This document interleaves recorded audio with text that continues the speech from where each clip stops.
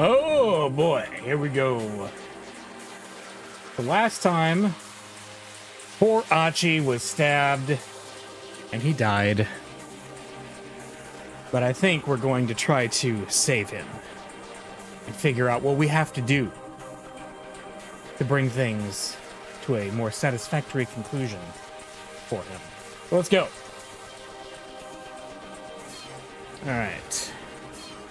So let me see. What was the hint again about Achi's bad end?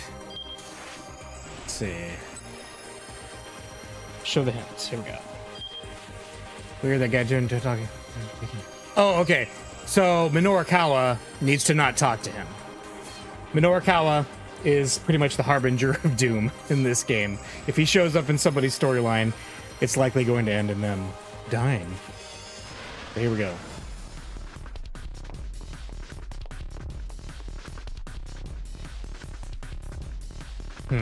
Wait a second. I feel like there's something I'm forgetting. Gah! Minorikawa stopped and let out a cry of frustration. Daisuke Endo had asked him for a favor after the interview was done. He'd promised to tell the Wandering Angels that the dry ice machine they had purchased was defective. Oh yeah, I totally forgot about that too.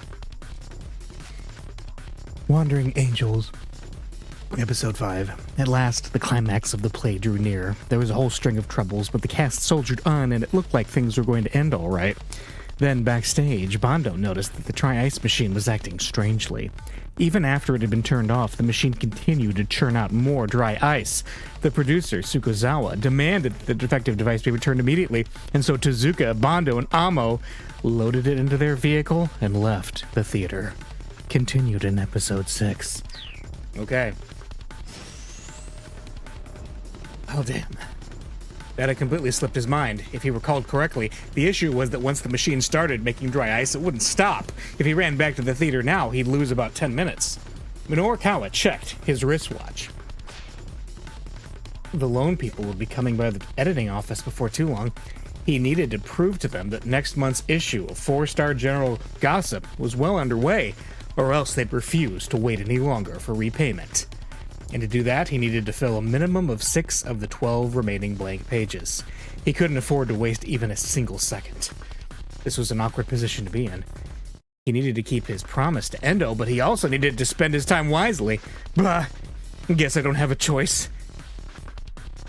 There was nothing he could do about having forgotten Hiradon to the cafe. He agreed to take on a responsibility. He headed back for the theater.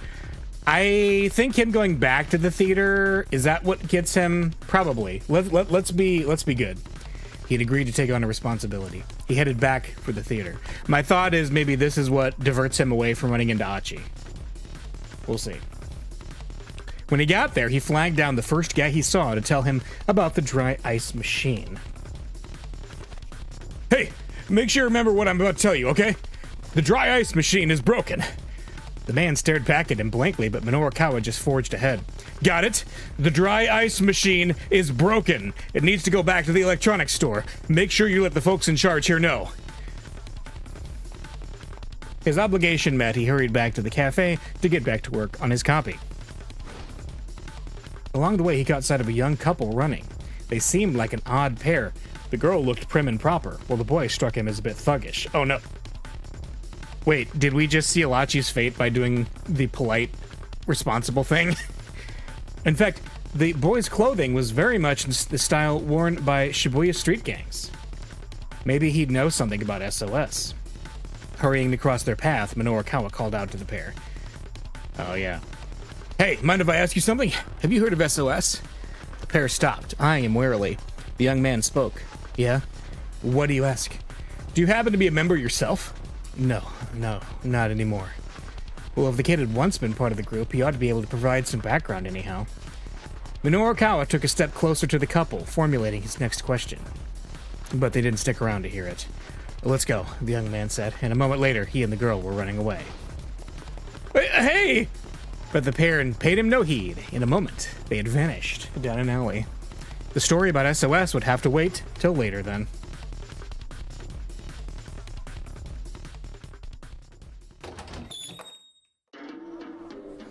Minorikawa hurried into the cafe. But wait a minute.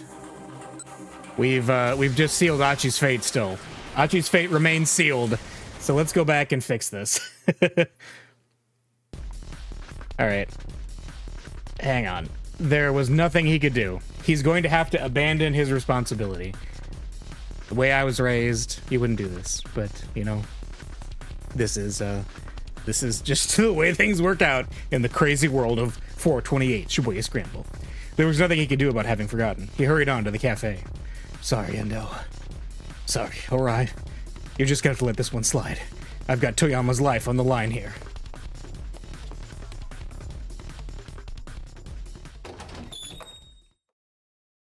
He opened the door to the cafe with the practice of a regular. Look, the waitress only got that far before her face fell. You again? Hey, hurry up and get me a seat. She grinned wickedly. I'm terribly sorry, sir, but we're all full at the moment. He looked around. All of the seats were indeed filled. As you can see, sir. Really now? The waitress's grin widened with triumph. Yes, sir. Fine, I'll just write here. Let me get some power. Jamming his power cable into a nearby outlet, Minorikawa plunked himself right down on the floor and booted up his laptop. The waitress watched in dismay, then turned to stare vacantly up at the ceiling. Just do whatever you want, she muttered vaguely. You know, a person can only get away with being obnoxious for so long. Sooner or later, someone's likely to call the police. Oh, is this Shizuo? Oh no! What? It's Yanagishita! Minorikawa looked up from his work, startled to see the Burning Hammer salesman standing over him. You're Mr. Yanagishita. Thank you so much for stopping by earlier. Are you gonna write your article here? Yanagishita eyed Minorikawa's computer. Ooh, that's the latest model, isn't it? Look, I got no time to talk right now. Minorikawa opened the file with his half-written copy. Ooh, what's this? Chaos and bogus weight loss drink sales demo? Yanagishita read the copy aloud. Oh no. The organizer, Junichi Yanagishita, didn't merely have a whiff of deceit about him, his breath also stunk. Sound good? Minorikawa asked. I wanted to make sure I gave an accurate impression. Oh, I love what you've done with it. This is a great copy. Fantastic. Yanagishita turned to look at him with a manic grin. Yeah, isn't it? In a flash, Yanagishita's face went from grinning to livid. This is so anime, I love it. Like hell it is! You think I'm gonna just let you write something like that? Oh no! Snatching up the computer, Yanagishita bolted out of the cafe. Hey, get back here! Minorikawa leapt to his feet and rushed off in pursuit. Oh my gosh, this is amazing. As he sprinted madly along, Yanagishita turned down a narrow alley. Minorikawa stayed close behind, desperate not to lose sight of him. His quarry began to weave his way through the back alleys of Shibuya. This guy clearly knew his way around town. By Miyashita Park, they zipped up onto a pedestrian bridge. Just where the heck was this idiot going? Halfway across the overpass, Yanagishita suddenly stopped. Oh no! Oh no! He's gonna do the pose to drop it off! Yes, he is. Confused, Minorikawa stopped as well. Give that back! He called. He is. He's doing it. The next moment, Yanagishita flashed a mocking grin and dangled the laptop over the railing. Uh-oh.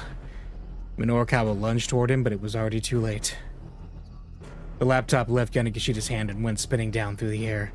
Then, as the two men struggled, Yanagishita himself toppled over the railing. Without hesitating, Minorikawa jumped down as well.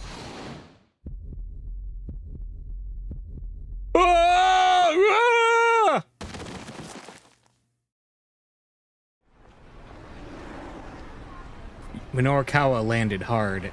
Ow. The laptop! As he struggled to regain his breath, he looked around and saw Yanagishita beside him. Incredibly, the laptop was safe in the charlatan's grasp. Apparently, he'd somehow managed to catch it in midair. Before Minorikawa could be too relieved, however, Yanagishita got to his feet and took off running again. Get back here, you little weasel! I don't think so! This Yanagishita guy was infuriating. That and he was really fast.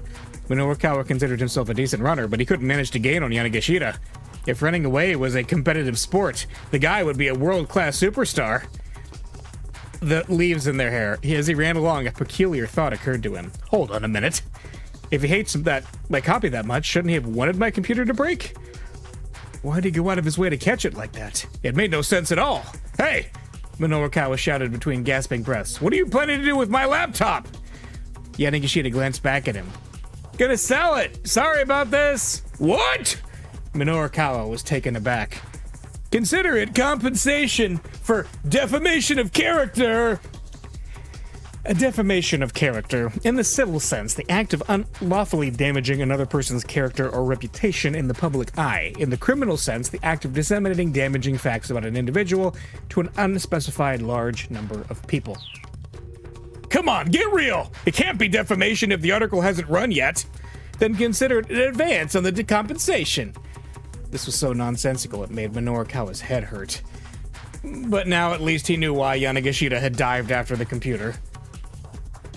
The thief continued to weave his way through the side streets. His speed didn't diminish in the slightest.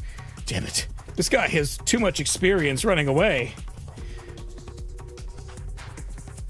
Minorukawa's stamina began to fade, and he lost sight of his quarry. But that didn't mean he was ready to give up the search. There were articles on that computer that were right on the verge of completion. Whatever it took, he had to get it back. Yanagishita had said he was going to sell it. Where could he be headed then? Let's see. Headed to a knick-knack shop. Sales demo. Probably the knick-knack shop, right? With the knick-knack guy. Probably he was headed to a knick-knack shop. Minorukawa recalled seeing one near the Burning Hammer demo site. He also recalled seeing a poster outside the place that read, "We buy computers at top prices." Yeah, that's gotta be it.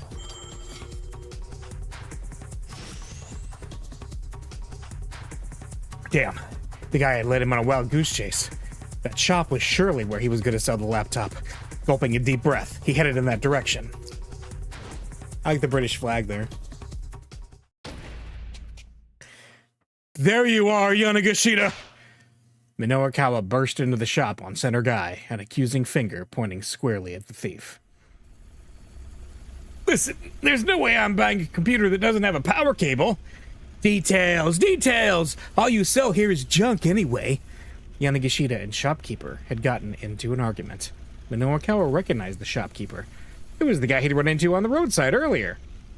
That computer belongs to me, Minorukawa shouted as he marched up to them. Give it back! Yanagishita clutched the laptop to his chest. Nuh-uh! I need the money! Knock it off. You're acting like a child. Minorukawa tried to slap him out of his tantrum, but Yanagishita ducked to avoid the blow. And then, bizarrely, Yanagishita froze. Why is his eye red? Does he have it? Oh, no. Does Yanagishita have the Sharingan? A fierce gleam came to his eyes. He broke into an incomprehensible stammer. That's it! Yanagishita snatched up a flyer that his gaze had fixed on. Iron stomach, huh? This right here is my little blue bird of happiness, he cried. You know what? You can have this. Yanagishita shoved the laptop into Minorukawa's arms. And welcome to it, you idiot! I don't need no worthless computer! You're the idiot, Buster! Minorukawa smacked Yanagishita right across the face. Ouch! Hitting him felt good. He decided to do it again. Minorukawa shoved Yanagishita toward the shopkeeper. Hand this guy over to the police, he said. No, not the police! Yanagishita pleaded. Can it, you thief! You tried to rip me off, and you have no idea how much is riding on my work. You deserve 10,000 deaths. Honestly, you'd think that dying once would be sufficient. Oh, wait a minute. This joke has layers because they're using the magnifying glass symbol, which means that it's not related to 428. That's just a general statement, which it is. I love it. 10,000? Isn't that taking things just a little too far? I'm sorry already. I give up. Finally, the guy was ready to surrender. Minoru Kawa let his guard down for just a moment. Look how I am! Switching gears in an instant, Yanagishita took off running at full speed. This again. Get back here, you bastard! Minoru Kawa was already in pursuit.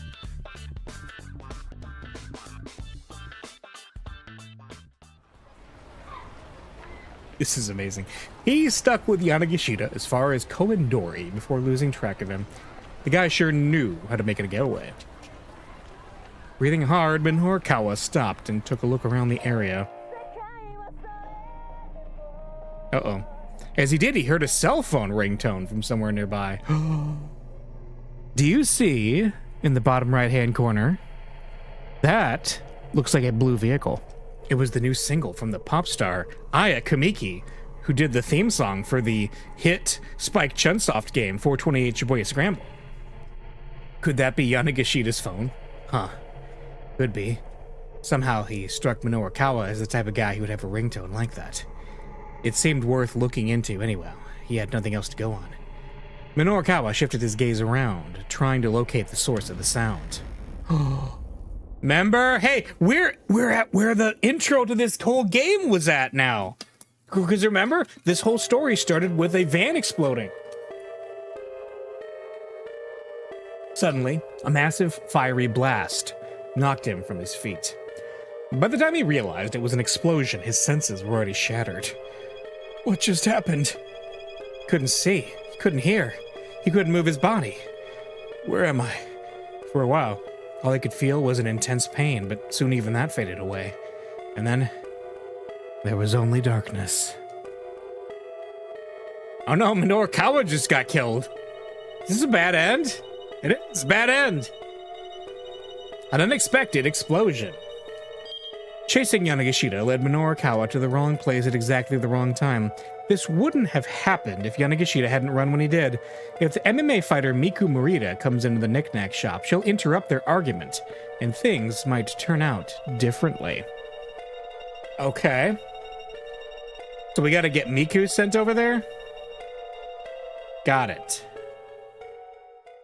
Got it. Okay, okay. Well, let's have no preamble then. Let's do Maria some more then. Because I have a feeling Maria's gonna... Oh, yes. The man with the cane. Wait, hold on. Is my name Hitomi Osawa? At my shout, the man with the cane hesitates, his finger on the trigger. What do you mean by that? The barrel of the gun is still aimed squarely at my head. I mean exactly what I said. Is my name Hitomi Osawa? I don't know who I am. You're trying to play games with me. I'm not playing with anyone, I swear. I'm utterly desperate now. Getting killed is one thing, but who wants to die without even knowing who they are? Tell me, am I Hitomi Osawa or not? The man gives me a good hard look. Damn it. No wonder. He continues to study me along the barrel of the gun. Tell me what you know. It's an order, not a request. What I know about what? Look, I have amnesia. I quickly summarize what's happened to me since I woke up in that storehouse. The man listens intently, never taking his eyes off me. Ah, I see. Well, that's what's going on then. Once I'm done with my story, the man with the cane sits down on an empty soda crate. Seems he believes me at any rate. And that's a relief, if nothing else. So then, am I Hitomi Osawa? No. Then who is Hitomi Osawa? Is she someone who looks like me? Shut your mouth. The man spits. Just be quiet. His expression is vacant. What am I gonna do? He mutters to himself. If I'm not Hitomi Osawa, does that mean you don't have any business with me? Seems so. In that case, can I go? The assassin doesn't answer. He lets his pistol hang limp in his hand, the muzzle dropping to point at the ground. It doesn't look like he wants to kill me anymore, but it doesn't look like he'll just let me go quietly either. I remain motionless, waiting for an opportunity. I need to do something about that gun he has and then make a run for it. Well, we already know that she's like super like trained, so I bet this would work out. Let's go. I need to do something about that gun he has and then make a run for it. I pick up one of the crates that are lying around in the alley and hurl it at the man with the cane. Then I book it right out of there.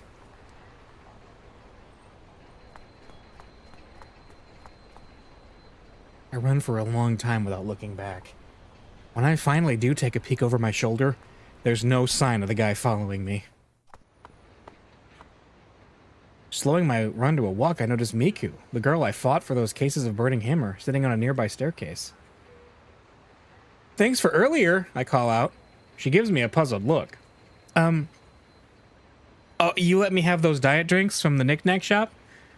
Revelation dawns on her face. Oh, right! I didn't recognize you since you're not a cat anymore. As you can see, I am a cat. What are you doing here? I ask. Just like, you know. She gives me a half-hearted smile. Say, where'd you learn Aikijujutsu? Huh? The question catches me off guard. I don't know what to say. Your Aikijujutsu, where did you learn it? My Aikijujutsu? Now that she mentions it, that's a great question. I mean, I must have learned somewhere, or my body wouldn't have moved the way it did back then. I wonder who taught me. I wonder. Try as I might, though, I can't remember. Miku interprets my silence as a refusal to answer. She lets out an annoyed snort. What? Is it a trade secret? Fine. Then how long did you train? Not that long, I guess? Probably? I'm just trying to avoid telling her I have amnesia, but she obviously thinks I'm being secretive. You know, she says angrily, after losing to you, I've completely fallen apart. I've lost everything. Do you know how that feels? To feel like you've just lost hold of the thing that makes you, you? I nod with conviction. I do know, and she does. That's fair. I've lost things too. Like my memory. You do? Well, I just can't take this anymore. I'm having a complete breakdown of identity. Developmental psychologist Eric Hamburger Erickson was a key proponent of the concept of self-identity, the ability of individuals to continually and reliably know who they are and what they should do. I mean, I'm saying this having lost you and all, but a long time ago... Oh. Do you mind if I tell you some stuff from a long time ago? Anyway, so a long time ago. And so Miku launches into her story. What?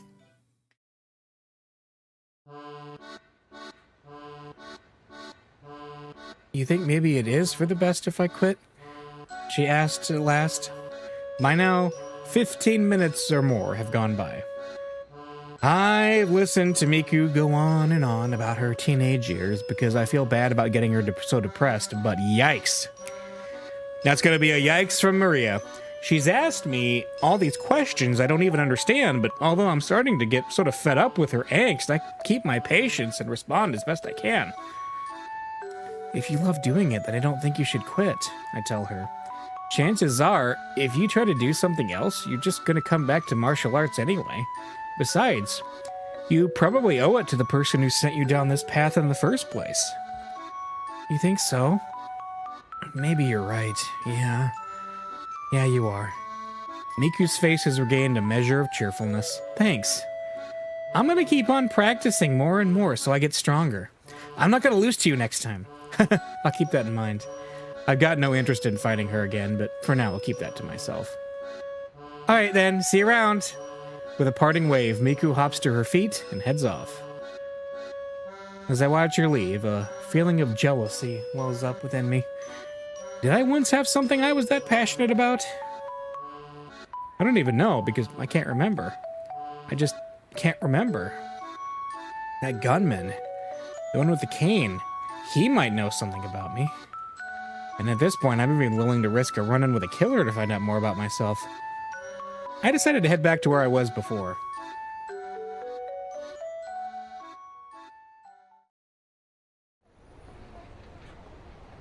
When I arrive at the alley, though, there's nobody there. Paradoxically, I'm both relieved and severely disappointed. Then I happen to notice something lying on the ground. What is it? I pick it up. It's a notebook. Slipped into the back cover is a photo showing 2 boys and a girl.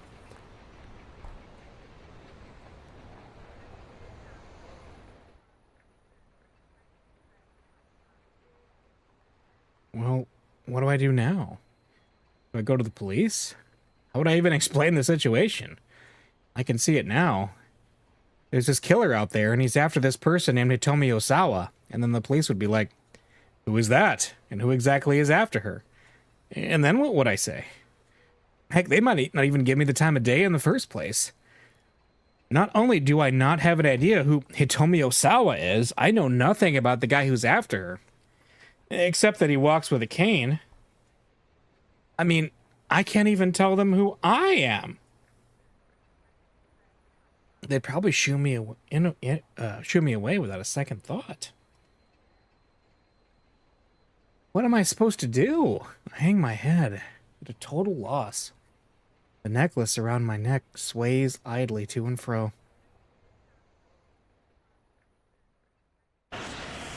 Oh, keep out. Now, I'm curious.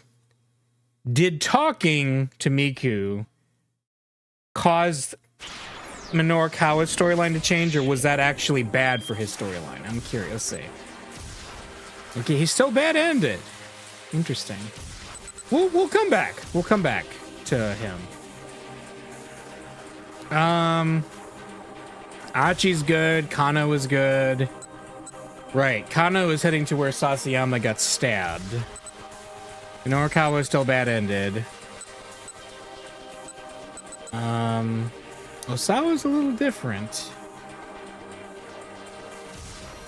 Let's see.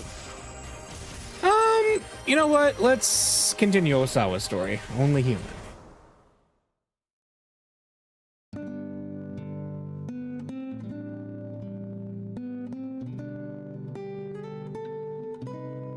Is something wrong, Mr. Osawa? Kajiwara was leaning in, looking concerned. Osawa came back into the moment with a start and realized he had buried his face in his hands. No, he muttered, looking up. Just getting angry, yelling at people. I'm not good with that sort of thing. I don't like it. He picked up the music player and fidgeted with the earbuds as he spoke. So wait a minute. This is... We did this scene before, right? Yeah, we did this scene before. So... Did we bad end him or something? Or did we open something up? I'm curious. Never felt the need to... Right. I'm curious. Like, why did this change? What... Was it something we did with Maria? Change things? The development. Oh, right. We did change things because he's not... Okay. He was... Remember, he was bad-ended because it was Achi and Hitomi were found dead. Okay, Osawa and Kajiwara hurried out of the room. Now they're not going to be found dead. Hopefully. Okay, now it's a keep out, not a bad end. Cool. That's good. That's good. We prefer keep outs to bad ends, don't we? Don't we? Let's you know what? Let's give Kano his due. Let's find out what's happening to Sasayama. Kano practically dived from the car when it arrived on the scene in Mariamacho. The place was teeming with officers and onlookers alike. Out of the way! Please! Move aside! Kano forced his way through the throng. Sasayama was lying in a massive pool of blood. Sasayama! Kano rushed to his partner's side. The knife was still embedded deep in Sasayama's belly. Its handle shuddered each time he drew a labored breath. Yes, I messed up. Sasayama could only manage a raspy murmur. Please don't try to talk, Kano urged. Looks like I won't be celebrating the missus' birthday. Sasayama drew a package from his pocket. It had been neatly wrapped and fitted with a pretty little ribbon. Here. Give this to Mi-chan for me. Kano shook his head. No way. You can give it to yourself. Never met Mi-chan, huh? She's real pretty. Probably surprised how pretty she. I know. You've told me all about her. Kano, please. Give this to my wife for me. Mustering up the last of his strength, Sasayama pressed the gift into Kano's hand. Sasayama? Sasayama's hand dropped back down into the puddle of blood. A paramedic team finally arrived at the scene. As Sasayama was loaded into the ambulance, Kano felt a surge of rage roiling inside him. Clenching his fist so hard his nails dug into his palm, he marched over to the captive, Al-Karawan. You son of a bitch! He wound up for a punch to Al-Karawan's face, only to have his arm caught forcibly by the elbow. Spinning his head around, he found Stanley standing there. Let go of me, Stanley! But the American had a grip of steel, and Kano's arm wouldn't budge. They allow you to assault suspects here in Japan, do they? Kano bit his lip and then lowered his shaking fist.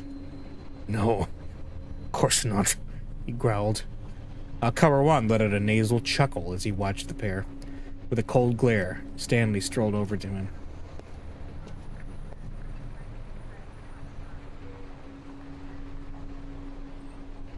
He leaned in close to whisper something, and all at once the blood drained from Al-Karawan's face. Visibly shaken, Al-Karawan said something back to Stanley. Stanley gave a slight nod, then left the captive with the police escort. Kano went over to him. Hey, what was that about? Apparently, Al-Karawan gave Hitomi some instructions. Told her to get into a blue minivan that was parked along Dogenzaka. So Stanley's hunch had been correct. But why had Al-Karawan confessed so quickly? How'd you get him to talk? You don't need to know that. Turning on his heel, Stanley went to report the news about the blue van to the task force. Kuze immediately directed the detectives nearest Ogenzaka to look into it, but they found no blue minivan in the area. The order then came down for all personnel to search for the vehicle. Kano thought back to another item in the Dick diary. Dick Dictum, number 14. Use the dead as a stepping stone. Be sure to die a stepping stone yourself. In the abstract, Kano could appreciate the nobility of self-sacrifice, but when he thought of Sasayama's blood-stained figure, it wasn't so easy to keep his emotions in check. First time you've ever seen a fellow officer get hurt? Stanley had come back over to him. We don't have time to relax. If you can't keep your anger in, then do something about it, here and now. Stanley pointed to his own jaw. Hit me. American style. Kano smiled wryly at the unexpected proposal. No thanks, I'll be fine. Hitting this man wasn't going to make Kano feel any better. Without a word, Kano threw a punch. You know what? I want to try C. Without a word, Kano threw a punch. Stanley soaked up the rage-fueled blow, his face a mask of calm. Kano felt all the more miserable in the face of such unflinching resolve. If I weren't such a bumbling clod, Sasayama would never have... Hey, don't blame yourself, Stanley said. You guys have been doing better than I expected. More sarcasm, huh? Stanley's mouth curled up sheepishly, and he held his hands wide. Kuze's voice suddenly cut in over the wireless. We've located the blue minivan. It's in Jinan 1 Chome on Kondori. Hitomi might be there, and maybe the kidnapper's ringleader would turn up too. On pure reflex, Kano broke into a run. Stanley followed close behind. They sped through the back streets, making their way toward Kondori. Kano was a pretty fast runner, but Stanley kept up with him without apparent difficulty. Were you in the Army or something? No, the Marines. United States Marine Corps, a rapid deployment force specializing in amphibious landing operations, an independent branch of the armed forces, along with the Army, Navy, and Air Force. The Marines' motto is Semper Fidelis, Latin for always faithful. It wasn't much further to Kondori. Kano, if we find that van, don't get too close, Stanley warned. It could be a trap. These people will do anything to carry out their goals. Anything, huh?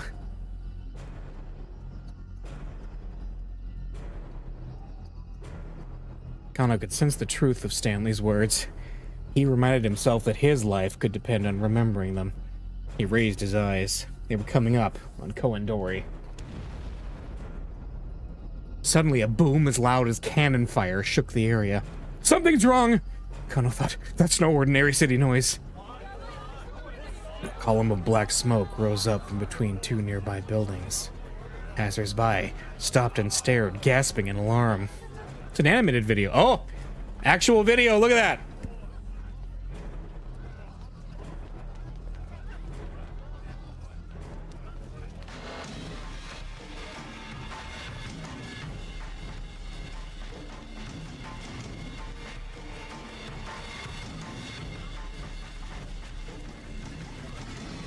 Then Kano saw flames. This hadn't been an accident. Someone had set off an explosion. The Shibuya precinct wasn't too far from here. Kano recalled the attempted bioterrorism attack on Kasumigaseki. 2 years ago, the Tokyo Metropolitan Public Safety Commission obtained intel of an imminent bioterrorism attack within the city. Immediately afterward, an unoccupied minivan exploded outside the Metropolitan Police Department, and a device for dispersing a bacterial contagion was discovered at the subway platform at Kasumigaseki Station. Having determined that the city bureaucracy was the target, the Japanese government contacted the terrorist organization responsible in secret, making a deal to put an end to the threat. Now that's the 428 logo, so that's fictional. Just part and parcel. Hey, this is just part of living in a big city, okay? It's normal stuff. That incident had begun with a van exploding outside of the Tokyo MPD station. Already a large crowd of onlookers was gathering. Shouts rose up as they took in the scene. What's going on? Ooh, what happened? The car's on fire! Kano called into HQ, then quickly slipped around to the back of the burning vehicle. It was a minivan. Peering at the flaming chassis, he could see that there was someone inside. Oh no. Could that be Hitomi? Once they had their hands on the antiviral, the criminals would have no further use for Hitomi Osawa.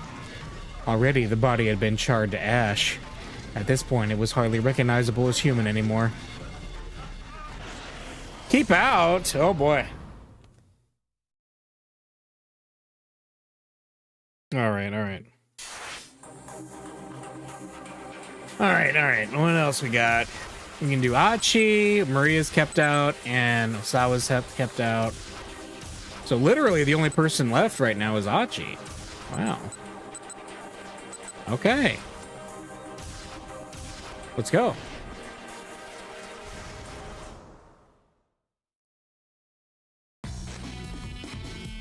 Achi didn't slow his pace until they were nearing their destination.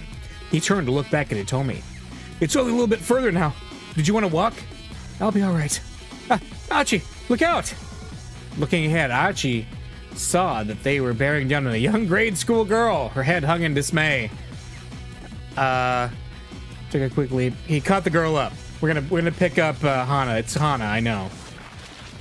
Achi hurriedly caught the girl up in his arms. The maneuver kept her out of harm's way, but the momentum swung her high into the air. She dropped a sheaf of paper she was carrying. As luck would have it, the papers fell amidst the trash scattered alongside the road. Oops, sorry! Achi stopped to gather up the sheets of paper, noting that each was adorned with some sort of writing. Here, looks like they got kind of messed up, though. The pages had landed in some kind of spilled liquid. Most of them had gotten stained. It's all right, the girl said gloomily. You should just throw them away. It's not like I can sell them now anyway. You're gonna sell them? Hitomi asked. We're sorry. Do you think you'll be able to redo them? Achi, is there a stationery store around here? Yeah, up at the top of Dogenzaka, Achi said. Here. He took a 5,000 yen note from his wallet and offered it to the girl. To buy new paper. I know I can't replace the stuff you wrote, but... The girl eyed the money doubtfully. But it's fine. Go ahead. Take it. Thank you very much.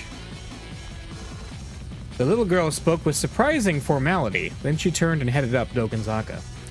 We gotta go back in time and stop someone from putting burning hamper in the fans fuel thing. Yes, that's what caused it. Achi gathered up the trash and tossed it into a garbage bin before he and Hitomi continued on their way. Hachi led Hitomi to an old, multi-tenant building. They hurried inside and headed up the stairs. Behind the receptionist window on the second floor sat the custodian, sleeping on the job. Yukinori Kitajima. His main job is overseeing the monitoring room for the local surveillance cameras, but on the side he also works as a novelist and game scenario writer. He often sleeps on the job during his free time, but sometimes while he's asleep he gets his writing done.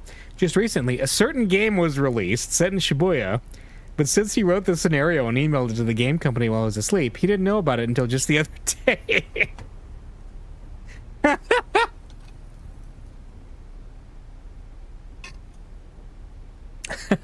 This has to be somebody from the team that made this. I love it. Hey, wake up, man! Achi gave the window a tap, and the man woke with a start. Huh? Chi-Chi? Don't scare me like that.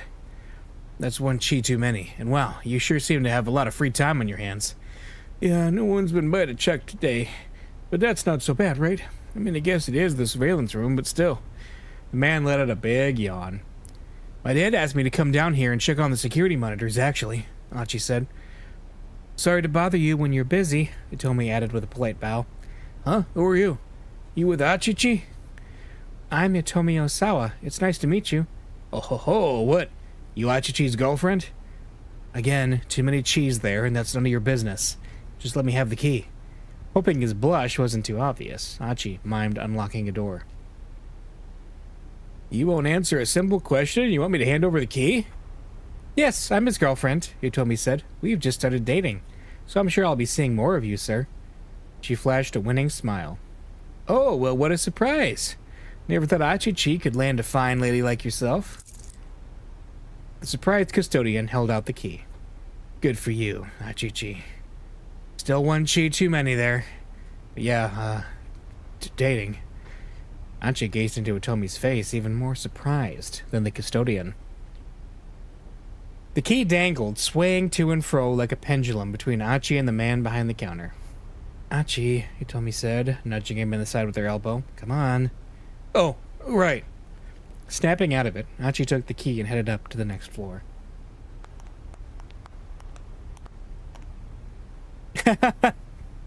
I'm sorry, Hitomi said as they entered the monitoring room.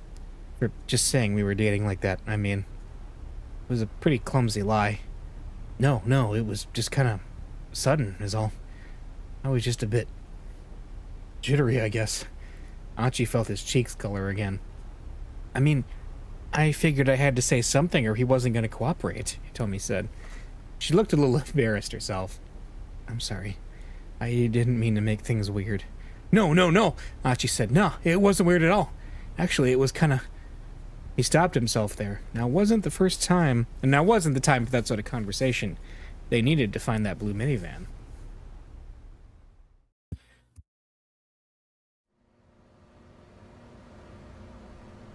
Is that Risk?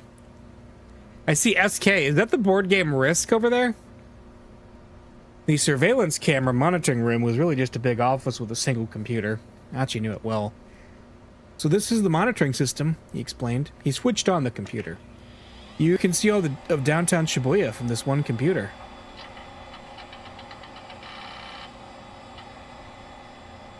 Hitomi gazed impatiently at the monitor, even though it wasn't showing anything yet. The look of sheer determination on her face held Achi enthralled. You talk about how attractive your sister is, Achi murmured. But as far as I'm concerned, right now, you're the lovely one, Hitomi.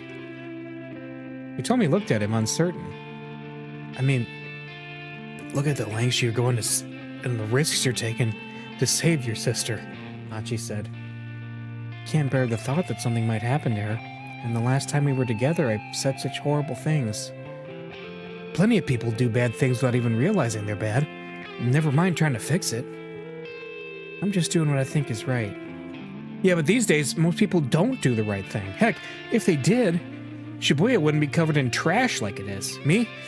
I appreciate it when someone really cares about the things that are important. Doing the right thing. As a matter of course. That's very attractive. Achi blushed as he said it, and Hitomi shyly looked away. Ah, I think the system is ready. Turning to the computer, Achi hastily changed the subject. This thing's so simple, even I know how to use it. Clicking on the mouse, he brought up a row of 4 windows on the monitor. Each window showed a different view of the Shibuya cityscape. The image quality's not great, but that's because it's being updated on a 2-second delay, I guess. Achi tapped on the keyboard, bringing up shots of different locations.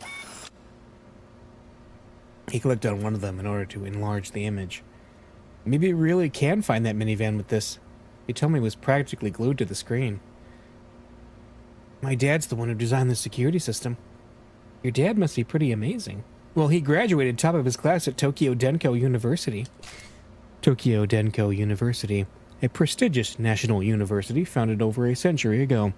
Applicants who place highly on the entrance exam can receive a full scholarship. Achi's father was one such attendee. The school has supported extensive research into artificial intelligence and recently announced an AI program known as Body.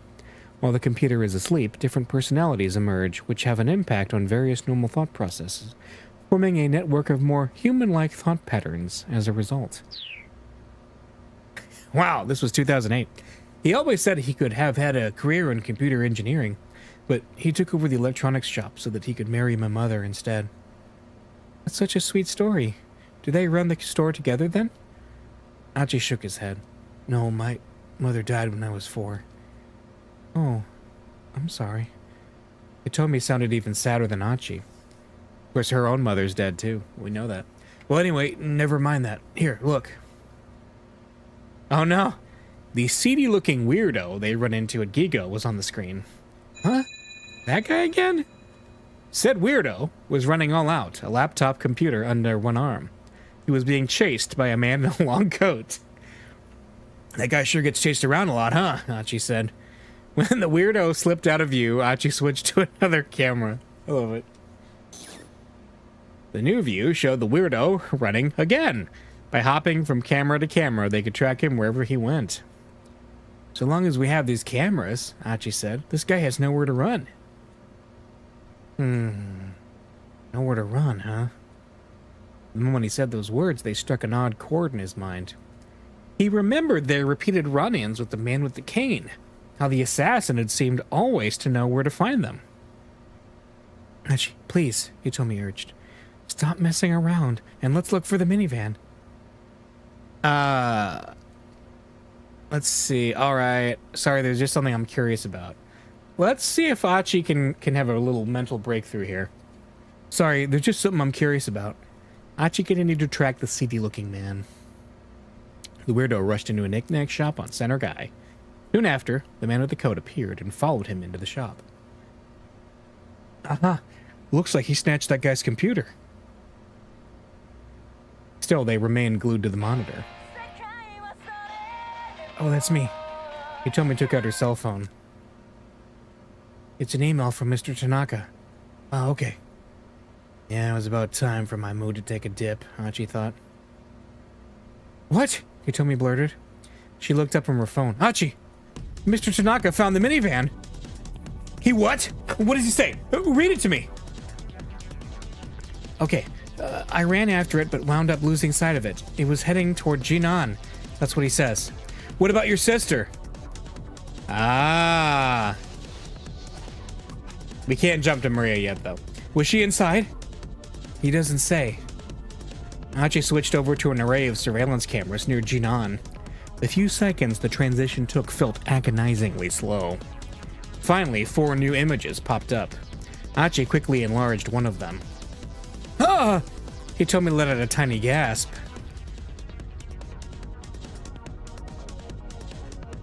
There on the monitor was the blue minivan. There was no doubt about it.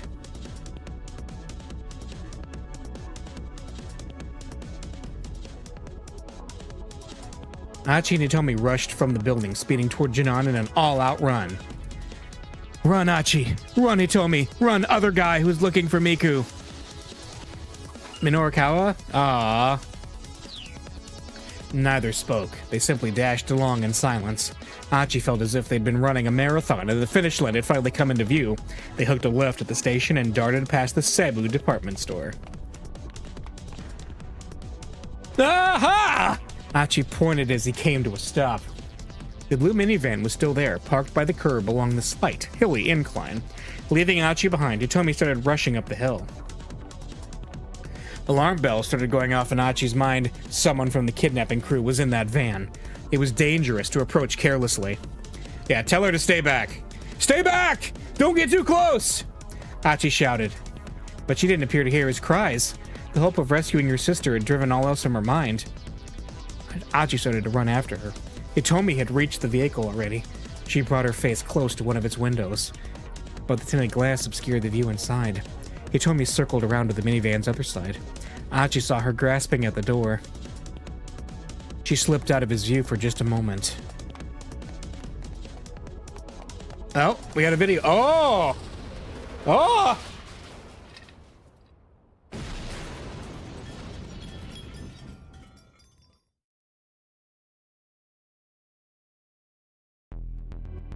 There was a thunderous explosion, and a gout of flame tore the roof off the minivan like it was made of aluminum foil.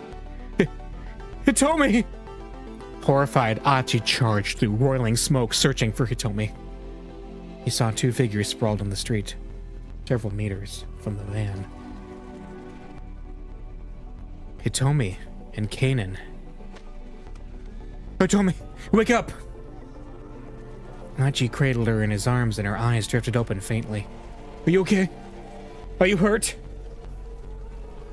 Hitomi didn't appear to understand him. Her only response was a blank, dazed look. There was a small patch of red on her face. Archie wiped it gently away with a finger. He saw no further signs of bleeding. She must have been splattered by someone else's blood then. As far as she could tell, she hadn't been gravely injured. Archie let out a sigh of relief. Hitomi, is she alright? Kanan stirred on the ground. Her clothes were scorched in places and she was bleeding from her head. Kanan, did you save her? Is she alright? Yeah. What about her sister? Kanan didn't respond. No, it can't be.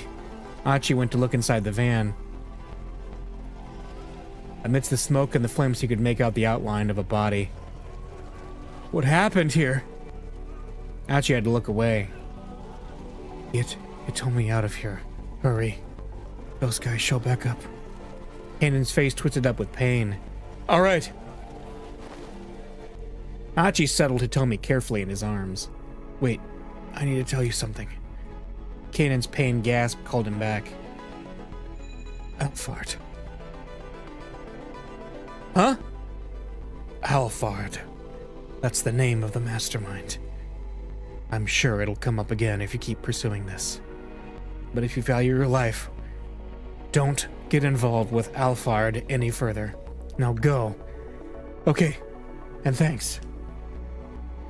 A live video. They actually blew up a van. Yeah, it was very realistic. You could tell. You could tell it was a real van. With Hitomi in his arms, Archie hurried from the scene. He wasn't sure where he was heading. He just wanted to get away, wherever that meant. He carried her past the crowd of onlookers that had swiftly begun to assemble. The flames of the burning van rose ever higher, roaring up toward the heavens. To be continued. Oh, we just flat out finished Archie's story. Wow.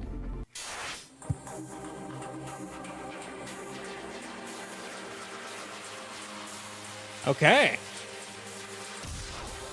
So Archie's story kind of ends early then. Interesting. Yeah.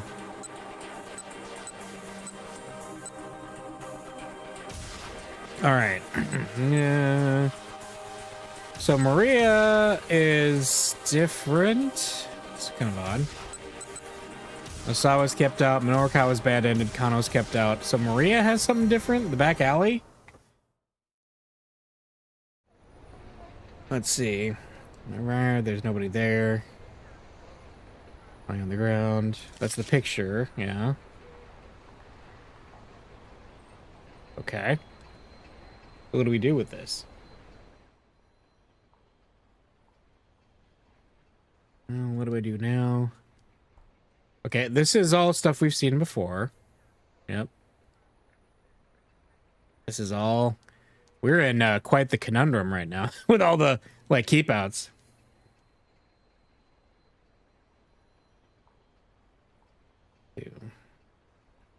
Necklace around my neck sways idly to and fro. Okay. Oh, keep out. Again? Why did it change? Should we not have the talk with Miku? Let's see if we not have the talk with Miku. If that makes him... Let's see, the muzzle dropping. If that saves Minorikawa. Let's remain motionless. I remain motionless, waiting for an opportunity to run away.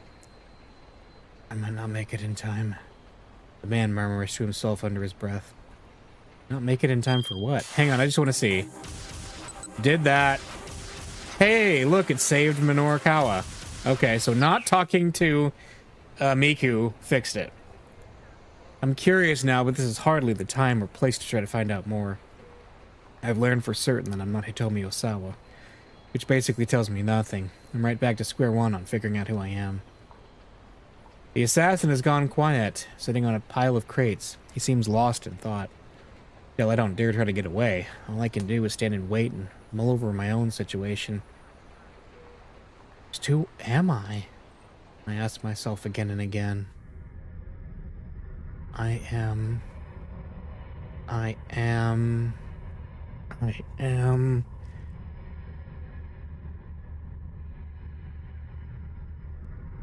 No. I have no business with you, the man finally says. Go. Don't worry. I won't follow you. I am a cat! As you can see, I am a cat. Yes! I wonder if I can believe him. Maybe he's just trying to get me off my guard so he can shoot me in the back? Do not go to the police, or go back home, he continues. Lay low by yourself somewhere for a while. How long is a while? Till around sundown. This should all be over by then. It'll all be over? I have no idea what it is, but I decided not to pry in case he decides to change his mind. Okay. I'm going to run away now. Sure. I take a slow step backward. I am starting to turn away when he speaks up again. Before you go, I need to tell you one more thing. What's that? When you get your memories back, I'm sure you're going to hate me. And so I apologize in advance. Of course, I have no idea what he's talking about, but it makes me even more uneasy. I truly am sorry. I've gotten no response for that, so I just give the man one last look before I turn and run.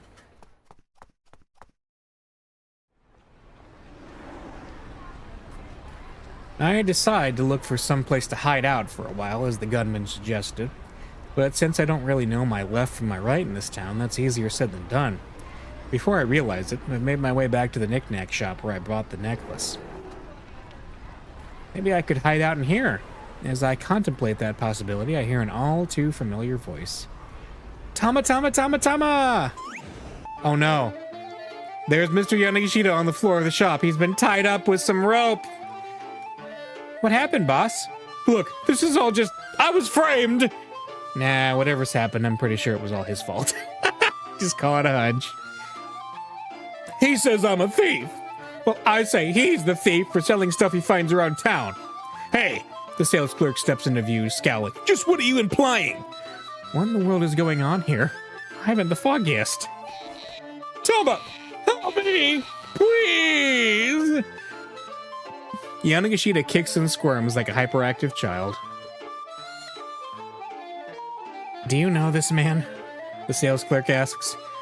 No, well, I mean, sorta. He's a real pain. He's been making a scene like this for as long as he's been here. I find it hard to imagine a worse way to interfere with someone's business. I hate to ask, the clerk continues, but could you take him to the police for me?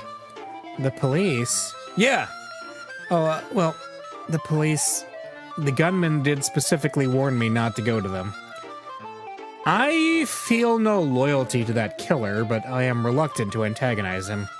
And for reasons I can't explain, I have a strong sense that going to the police right now is a bad move. But Mr. Yanagishita isn't privy to my thoughts, and he looks up at me with a hopeful gleam in his eye. Yeah, that'll work. Tama can take me to the police, and then we can put this all behind us. All's well that ends well, right? Well, sure. Feeling like I have no choice, I leave the shop with him. Okay. Okay! Mr. Yanagishita says excitedly as soon as we're out of earshot. Now let's go find Chiri. Huh? Are we going to the police? What? No, we're not really gonna go. Oh, man, I am so glad you showed up, Tama. Now come on, let's go find Chiri. From the big grin on his face, I have an inkling of what's coming next. You've thought of another get-rich-quick scheme, haven't you? Goodness, Tama. You can see right through me.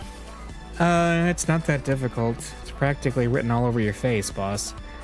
But Mr. Yanagishita isn't really listening. He's too full of enthusiasm. This time, I've got a line on 10 million yen. So come on, let's go make ourselves stinking rich. He punctuates his grand announcement by pointing fervently at some non-existent listener. Like us. That transition. That's great. Several weeks later. Oh no. Oh no.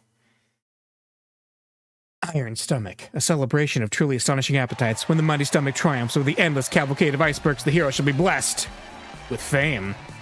I stand with Chiri on the winner's podium. The cheers and applause are deafening when the master of ceremonies makes the announcement. Chiri is the champion. She laughs with delight as she holds up the winner, the trophy that signifies her 10 million yen win. And me? I got runner-up.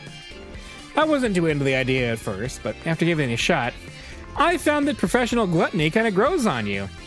Even I was surprised by how much I could eat, and I had to admit, it felt kind of good. My memory still hasn't come back, but that doesn't matter anymore. I found myself a new purpose. To steal Chiri's spot on the throne. That right there is now my greatest goal in life. Oh my goodness. That's amazing. Bad end! The throne of gluttony. Tama never got her memories back. She ended up starting a new life on the competitive eating circuit, which may not be a horrible fate, but wouldn't it be better if she recovered her old life as Maria? When she was cornered in the alley by the man with the cane, there's someone who could have turned up and helped her out. Yanagishita. But he can't do that if he ends up getting tied up at the knick-knack shop. Okay. That is amazing. That is great. I love it.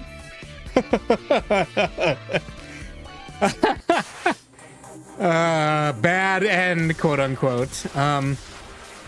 All right, let's change Minorikawa's fate then, I guess.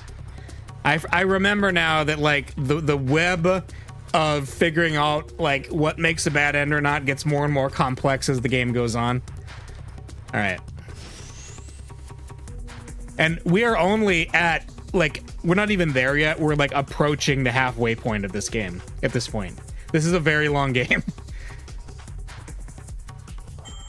All right, we got all this.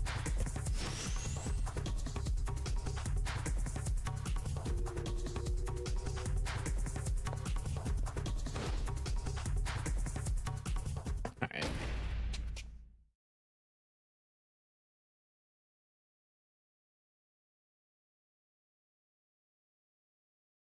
All right. There you are, Yanagishita.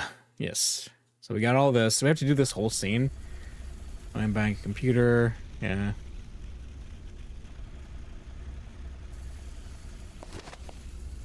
Okay. When does so did what we change make Miku come in or no? Yanagishita froze. Yeah. Snatched up a flyer. Yeah, he's gonna give him the laptop back, but what else? That's what I want to know. What else?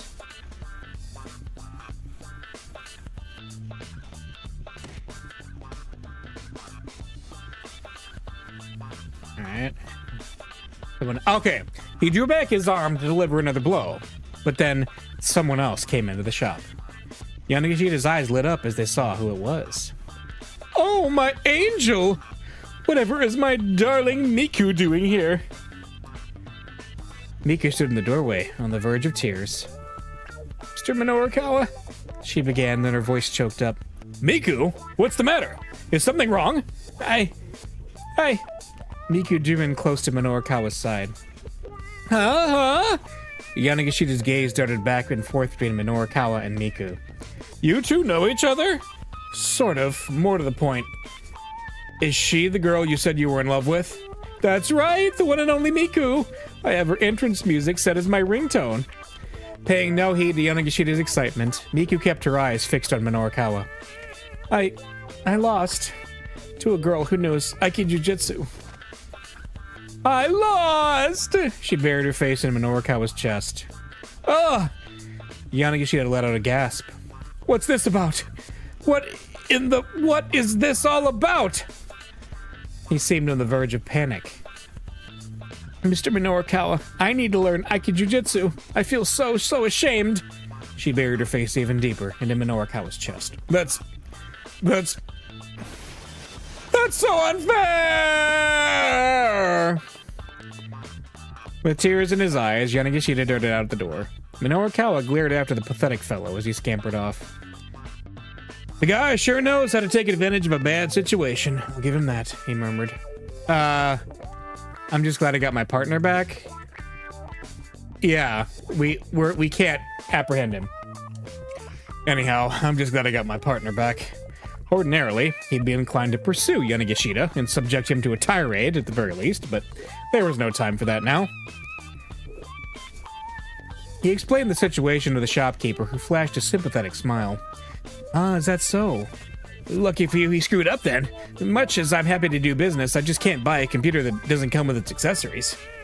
So you'd have bought it from him if he'd had the accessories? Of course! Stolen or not, it's all the same once I've sold it. The shopkeeper chuckled unapologetically. I suppose that's true. Minorikawa laughed along with him. Yeah, all the same. Like hell it is! He roared. The shopkeeper froze like a startled rabbit. I bet everything you have for sale here has been stolen, hasn't it? Don't be ridiculous! I'll warn you up front. There's no use hiding things from me. I've interviewed you, after all. I know you. The shopkeeper was getting more and more flustered. Oh, well, I mean... Look, this is just between you and me, okay? Sometimes I go around gathering stuff that people have lost, and I sell it here. But it's not stolen, just repurposed. There's nothing wrong with that, right? The shopkeeper smiled ingratiatingly. You moron! Minorikawa struck his finger in the man's face. I let Miku look so sad over there. Selling lost property is a serious crime, too. A potential violation of Article 254 of the Penal Code of Japan regarding embezzlement of lost property, which states a person who embezzled lost property, drift property, or any other property which belongs to another person as in no one's possession shall be punished by imprisonment with work for not more than 1 year, a fine of not more than 100,000 yen, or a petty fine. It is? Well, I mean, I guess I sort of figured it might be, sometimes. Well, I'm not the police. I'm more into curiosity than legality. In fact, I find this all pretty fascinating. I mean, what sort of things have you gathered up for sale? Well, let me see. Like this, and that, and that, and that. The man pointed to various items on the shelves. And also this, and that, and that, and that, and that, I guess. Minorikawa's eyes were directed all over the shop. Everything the shopkeeper pointed out had a heavy price tag. And you're actually able to sell things like this? Minorikawa asked. Sure, I can sell stuff. Earlier today, someone bought a big necklace. I'd listed it for 40,000 yen, but I discounted it down to 30,000. And you can still make a profit even offering discounts? Sure, I mean, it was just something I found lying on the ground after all. Minorikawa looked back at him, and for a moment he laughed as well. Then his face turned hard. This is no laughing matter, he bellowed. Him laughing along and then turning is great. You need to stop what you're doing here right away. Otherwise, you're going to find out what it's like to get punished by my pen of justice. I'm so sorry! The shopkeeper bowed repeatedly. Arakawa glared. The truth was that right now he was so busy he'd have to let this guy slide. Still, this whole asinine affair had eaten up a big chunk of time he didn't have to waste. He was going to have to finish up his copy back at the editing office. Laptop in hand, he left the shop, only to stop short when a slight figure stepped out in front of him. Mr. Arakawa! Miku stood there, barring his path. Please, introduce me to a dojo where I can learn Aikijutsu. I'm sorry. I really don't have time for this right now. Arakawa tried to hurry onward, but she stubbornly refused to let him pass. You introduced me to that dojo before, remember? I suppose so, now that you mention it. He tried to slip by her on her right hand side, but she was quick to block him. You're the one who introduced me to the world of martial arts, Mr. Arakawa. Well, yes. You know you're putting me in a bit of a bind here. Trying to slip by on her left was a no-go, too. She could anticipate his every move. Please, just hear me out, Miku said. She was speaking through quiet sobs now. I can't stand to leave things like this. She looked Arakawa right in the eye. You just have to persevere until you're able to win again. This is a good opportunity for you. You can find something to do with yourself that isn't martial arts. I'm sorry, but I don't really have the time to discuss this. Maybe B. This is a good opportunity for you. You can find something to do with yourself that isn't martial arts. What? You were the champion of that one pub, right? Maybe you're now they're done with that. You could find a more girlish line of work instead. Miku began to tremble. You jerk! Miku delivered a blindingly fast slap to Arakawa's cheek. Why'd you have to put it like that? You're so mean! Bursting into tears, Miku ran off. Hey, Miku! She gave no sign she'd heard him and didn't turn around. When Arakawa rubbed his cheek, it stung. For once, he actually regretted what he'd said. Wow! Maybe he shouldn't have assumed she'd be willing to just give up her hobby. He did in fact know of several Aikijutsu dojos. If only he had the time, he could have introduced her easily enough. Checking his watch, he saw that he only had 30 minutes and change until 4 o'clock. There was no more wiggle room at this point. Those articles needed to get written and fast.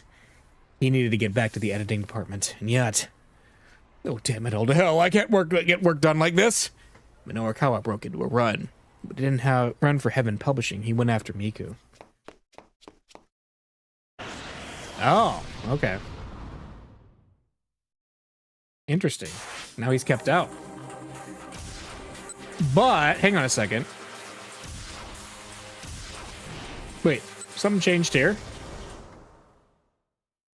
Man, there is so much stuff changing. This is crazy. Looking for the minivan.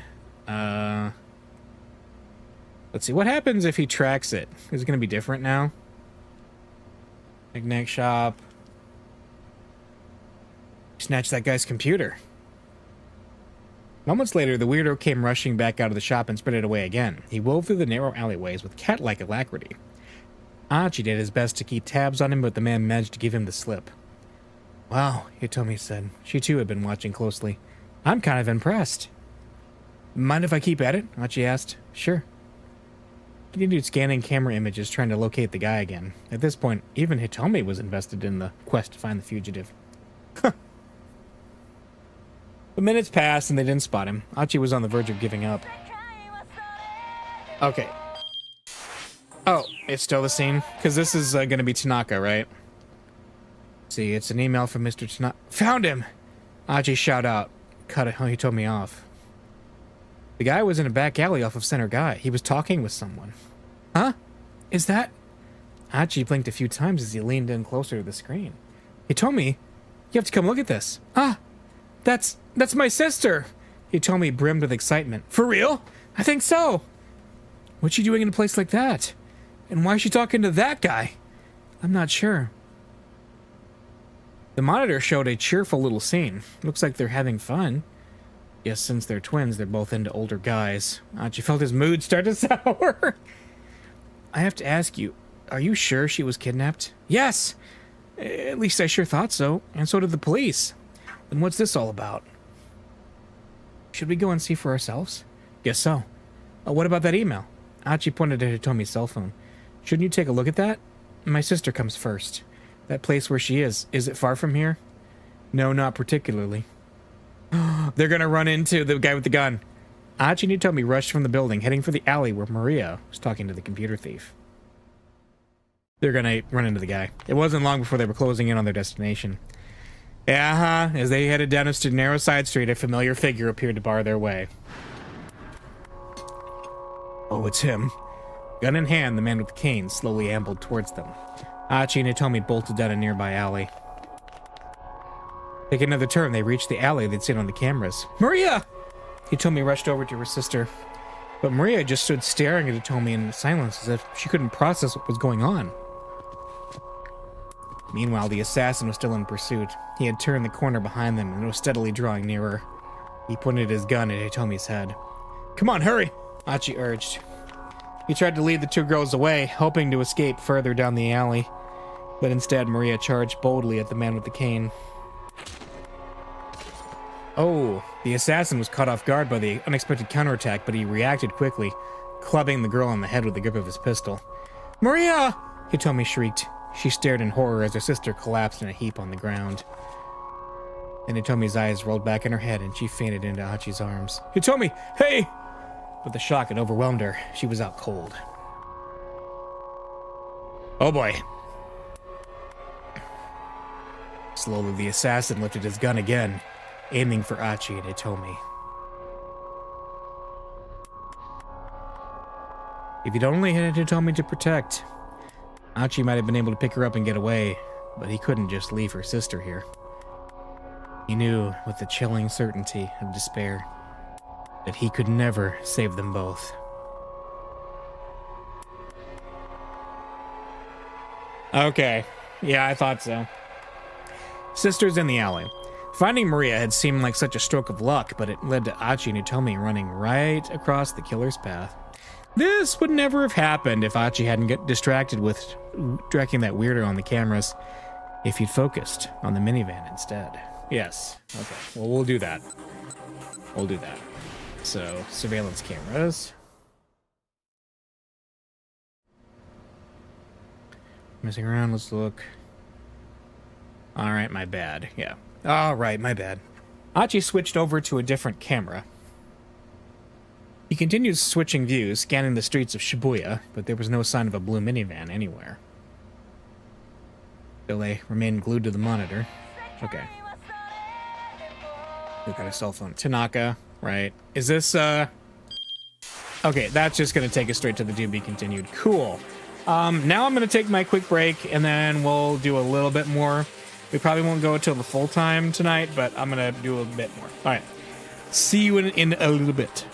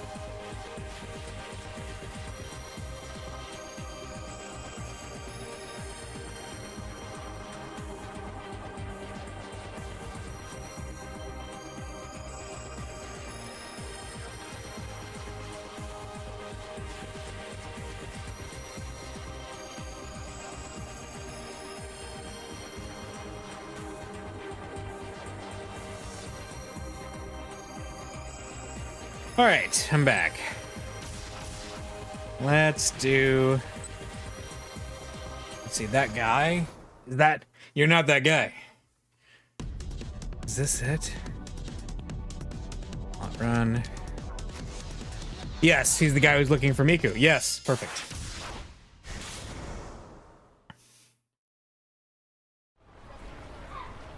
Running along Koendori in pursuit of Miku, Norikawa heard a cell phone ringtone coming from somewhere nearby.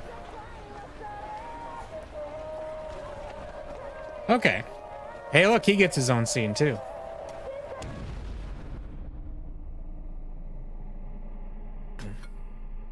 Oh, boy. Suddenly, a massive fiery blast knocked him from his feet. A deafening roar set his head throbbing. What was that? What's going on? He lay in a daze on the ground, trying to wrap his mind around what had just happened. There she is. He smelled the foul scent of burning rubber. Then came a sound of quick footsteps rushing up to him. Mr. Minorikawa! A voice called out to him as if across an impossible distance. Mr. Minorikawa! Was that Miku? He forced his eyes open and saw Miku looking anxiously down at him. Mr. Minorikawa! Miku, those things I said earlier. I'm sorry. I went too far. What are you talking about? That's not important right now. Miku choked back a gasp, and Minorikawa realized he had blood leaking from his mouth. His body wouldn't move, and his mind was reeling. What happened? Tell me.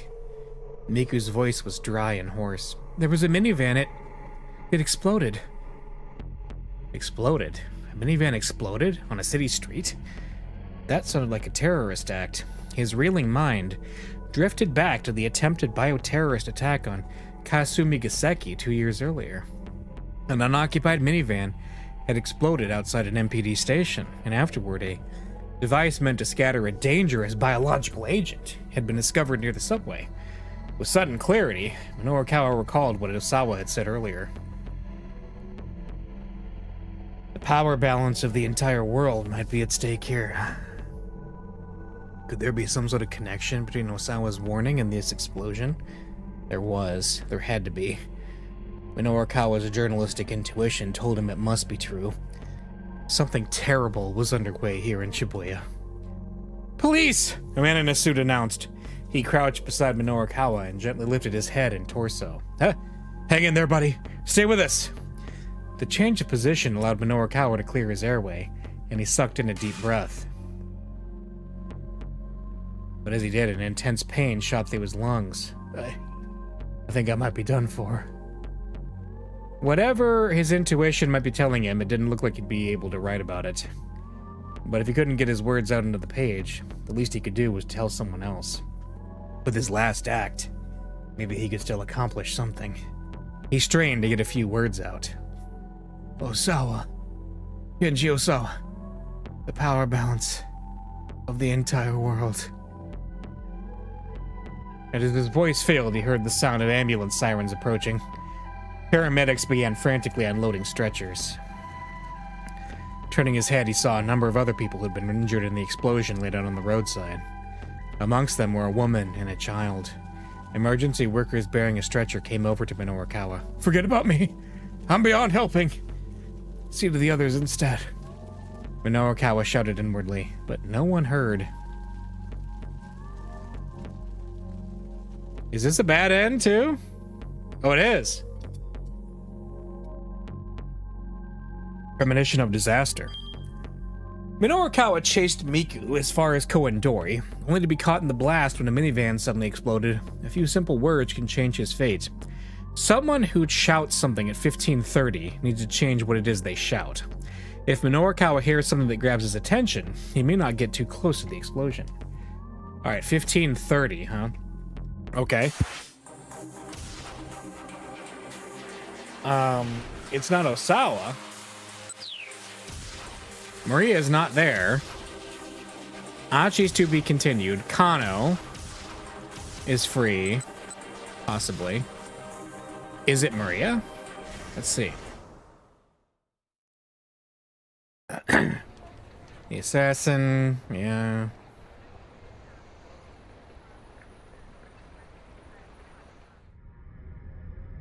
So we got the whole I am thing.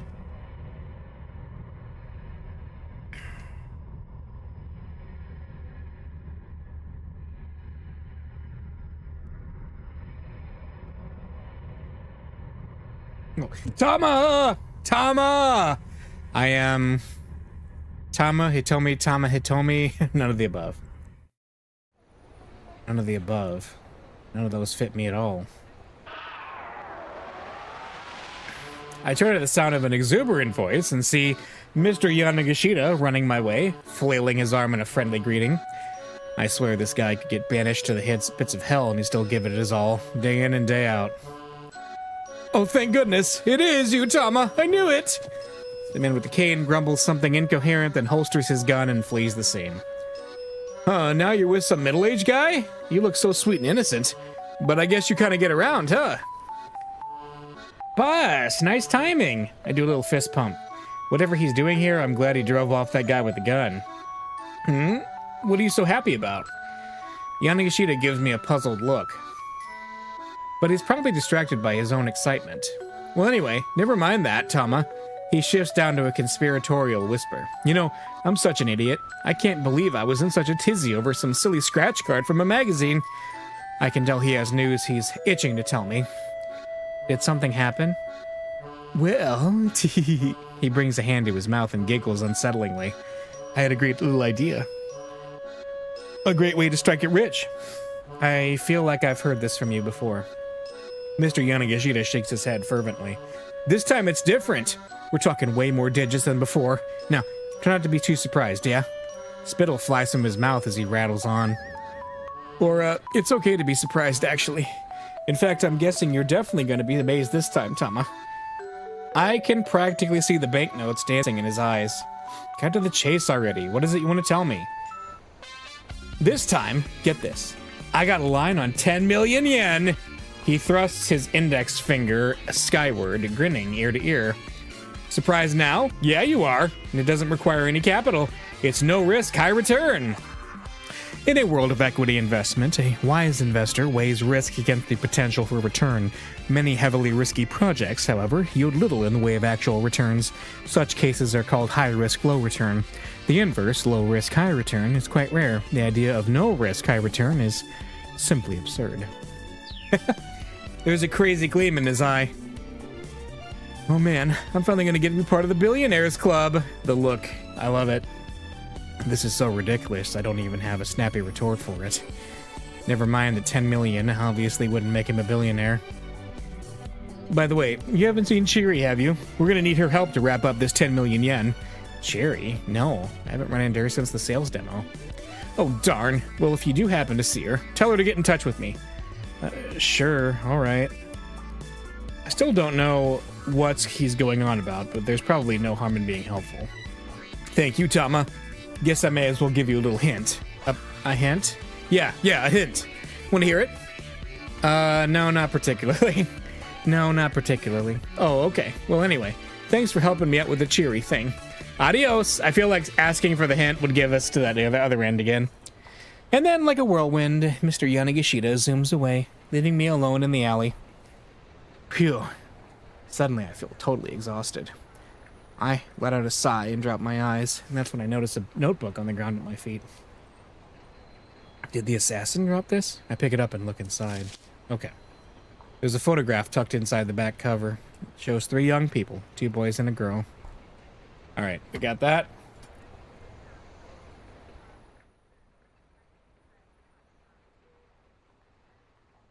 Well, what do I do now? Do I go to the police? Alright, now this is the same thing we had before. Yeah, you're like, who's that? Which is funny. Like, this is doubly funny because none of this is true. The police are actively looking for Hitomi. They're actively looking for her, too. So this is going to end in a keep out. Got it. The necklace around my neck sways idly to and fro. Okay. Alright. Let's do some switching around. Let's see.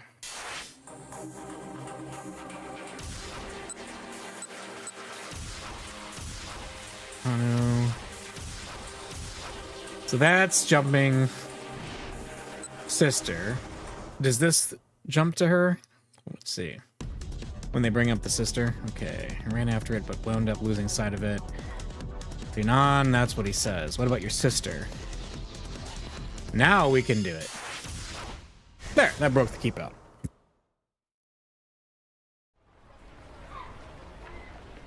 Eventually, I muster up the energy to start walking around town, heading nowhere in particular.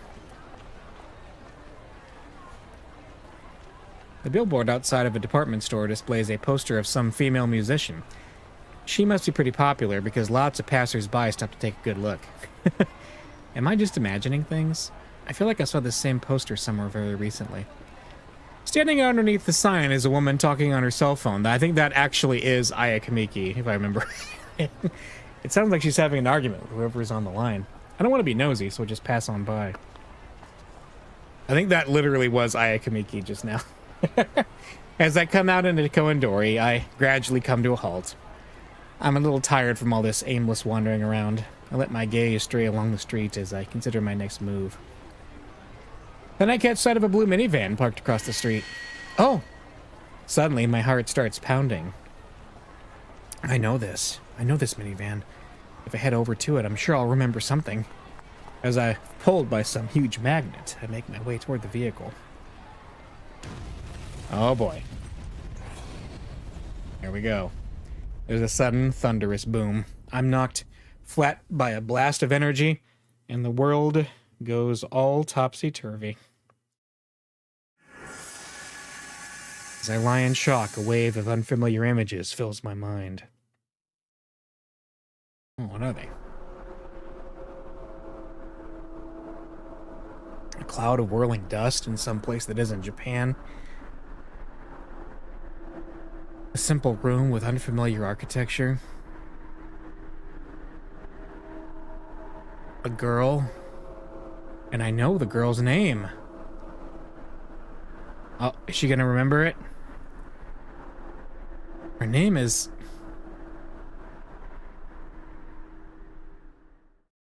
Uh-huh. On the verge of that revelation, my consciousness fades away. Oh, no. Bad end? Oh! Oh, no. Maria arrived on Koendori just in time to get caught in the minivan explosion. If she's going to avoid this fate, she needs to stay away from that vehicle. Someone else's actions can ensure that Hana Toyama crosses paths with her again. Then Maria will talk to her and avoid the minivan. Oh! Achis. Let's go. We don't run into Hana. Got it.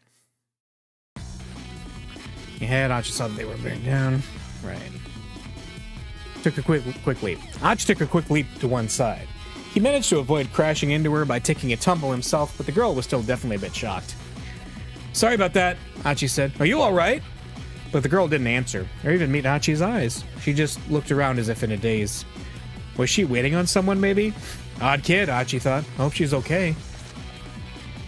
Once more, Achi and Hitomi set off running. Alright. Alright. That was the change. And it's still there. Yep, Maria's fine now. Let's go.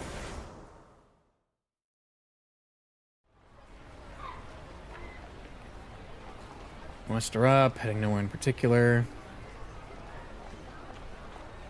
Billboard, some female musician. Right. Oh, there we go. I catch sight of little Hana in front of the billboard.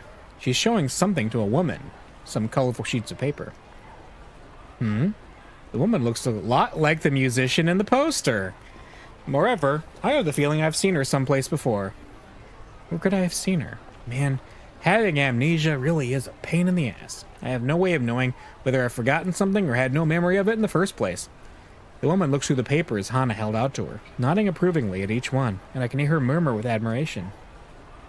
Hana! I wave as I scamper on over to her. As I do, the woman abruptly hurries off. Hey, we meet again, I say. Hana just gives me a bored look. Who was that just now, I ask. I don't know. Hana quickly gathers up her belongings and starts walking briskly away.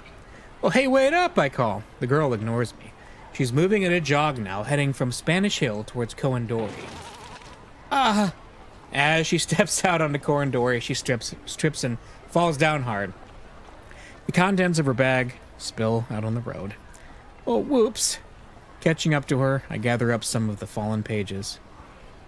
What's this? There were poems written on the colored paper. Copies of a prose poem titled The False Monsoon.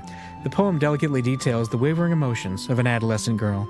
Also, in a clever twist, if the text is read horizontally instead of vertically, it tells about a father's worries over his only daughter, who is now of marriageable age. Hana's genius will soon be discovered by Aya Kamiki, and she will go on to become a popular songwriter. Oh, nice! A look of embarrassment crosses Hana's face, and she snatches the pages out of my hands. Don't touch those. Those are for sale. For sale? I'm selling poems that I wrote. Oh, wow, that's incredible. She looks surprised by the compliment. Incredible. My friends at school said they were dumb. That's not true. I only saw a little just now, but I thought it was a really good poem. You're just saying that. I've been out here in Shibuya for weeks trying to sell these, but the only person who's bought it was that lady just now. Hana lets out a mournful sigh. Well, what are you out here selling poems for anyway? I thought maybe it'd help pay back our debts. Huh? Okay, that's not something I'd expect to hear from a little kid. My dad's in real deep, she continues. The topic makes me think of Mr. Yanagashita. Guess today's my day for meeting people mired in debt. And I'm only in elementary school, so I can't get a part-time job. Japanese Labor Standards Act prohibits the hiring of children under the age of 15. For certain jobs within the entertainment industry, however, employers can obtain permission from the Labor Standards Inspection Office for younger children to work. I'm impressed. She's so brave. She's maybe a little hard to approach, but she is just a kid after all. She's so brave, I just want to give her a hug. Oh, Hana. I hear a strange wailing call from behind me. Startled, I turn around to see Mr. Toyama standing there, tears streaming from his eyes. Hana, I'm so sorry. I had no idea you were trying so hard to... Toyama rushes up to the girl. It's quite the emotional father-daughter reunion. Or at least that's how it looks until Hana slaps her father across the face with her bundle of papers. What was that for? Don't you give me that. I'm sick of all this running around. She delivers several more well-placed smacks with her little craft project. Okay, Toyama says at last. I know you're upset, but I have to ask you for just one thing. Then we can see about getting through the day, yeah? Okay, but just one. I can't help but find this honorary interaction kinda charming. You two get along really well, don't you? I say. Yep, nope. The two give simultaneous contradictory replies. Then Hana suddenly starts to walk off, with Toyama tottering after her.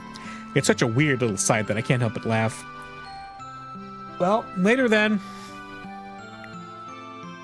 Oh no. The van exploded.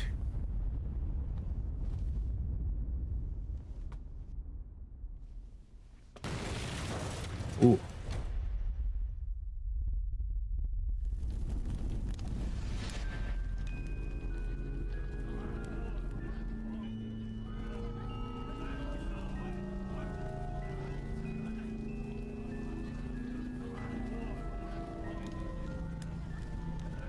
Further along Koendori, I come across a car on the roadside that's spectacularly aflame. A group of onlookers surround it in a confused uproar. It seems almost unreal, like I'm looking at a set for a TV show or something. I stand there staring into the flames. Huh? What's that? I can see something.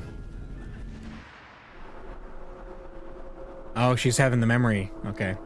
The raging heat makes the air shimmer. The scent of dry sand fills my nose. A gust of searing wind tugs in my hair. Where am I?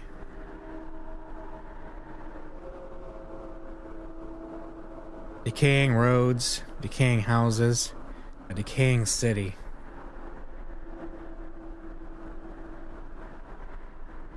And the people who live there. People who live. People who live... There's someone by my side. Someone is with me watching all of this.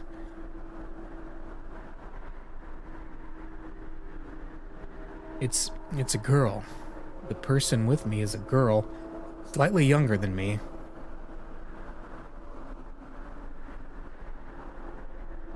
She says something to me. Hannah is me.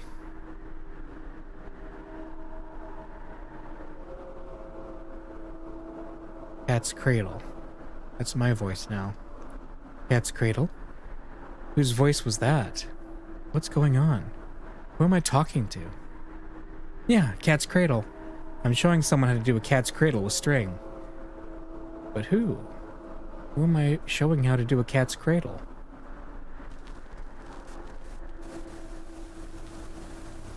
Kanan. Ah, she's remembering.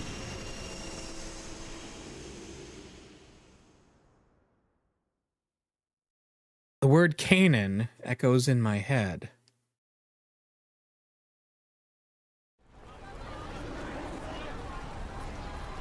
Kanan? I utter the name aloud. The images floating through my mind are beginning to break up and vanish, but I feel like, for a brief moment at least, I'd caught hold of the edges of some of my lost memories.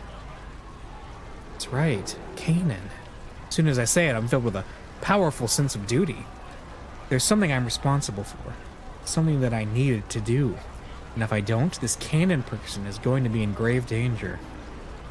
Calm down, just calm down. I'm pleading with myself now, fighting the impulse to take off running. If I did, where would I go? I have no idea what my destination or my goal even is. Please, please remember something. Please, please. I gaze out at the flames, practically praying now. Don't move. A voice is in my ear and I feel something hard press against my back. I don't need to turn around to recognize whose voice it is. Thought you said you didn't have any business with... I did a little thinking, says the man with the cane slowly. About how I might lure out Hitomi Osawa, see? Uh-oh. I'm gonna use you as bait.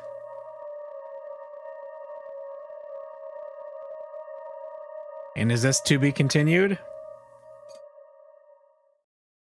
Yep.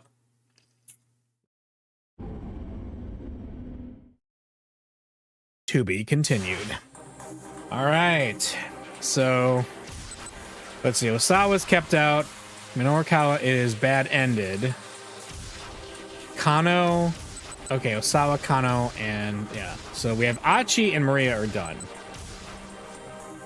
Okay. Well, let's continue with Kano for a little bit.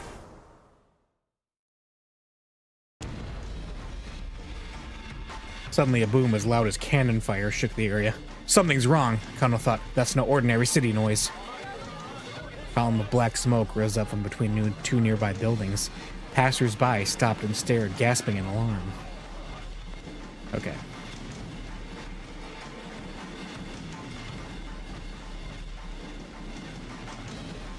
So we saw this before.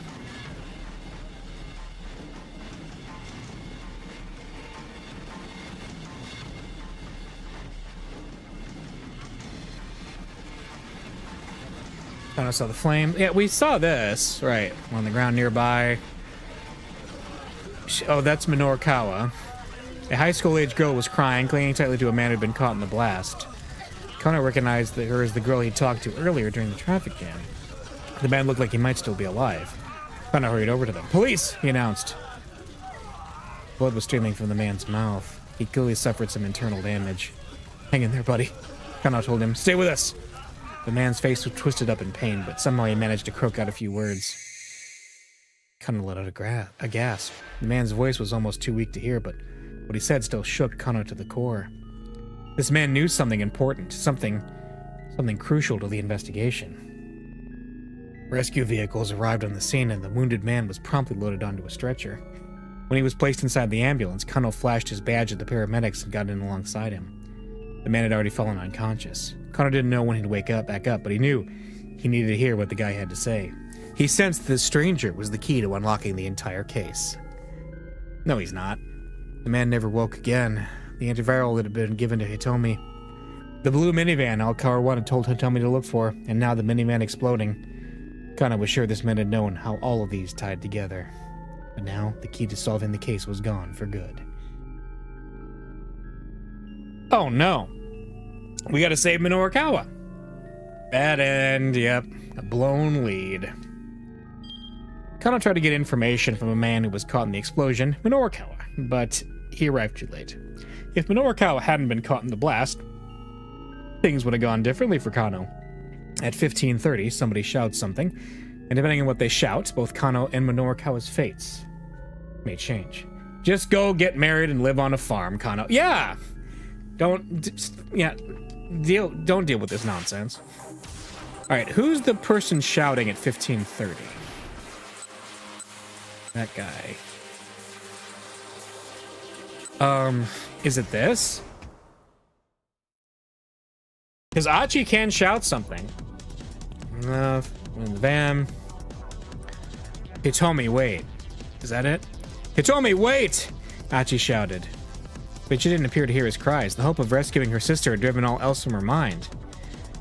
Started to run after her. Hitomi had reached the vehicle already. She brought her face close to one of its windows. Circled around. Alright. It's the same thing, right? She slipped out of his view for just a moment.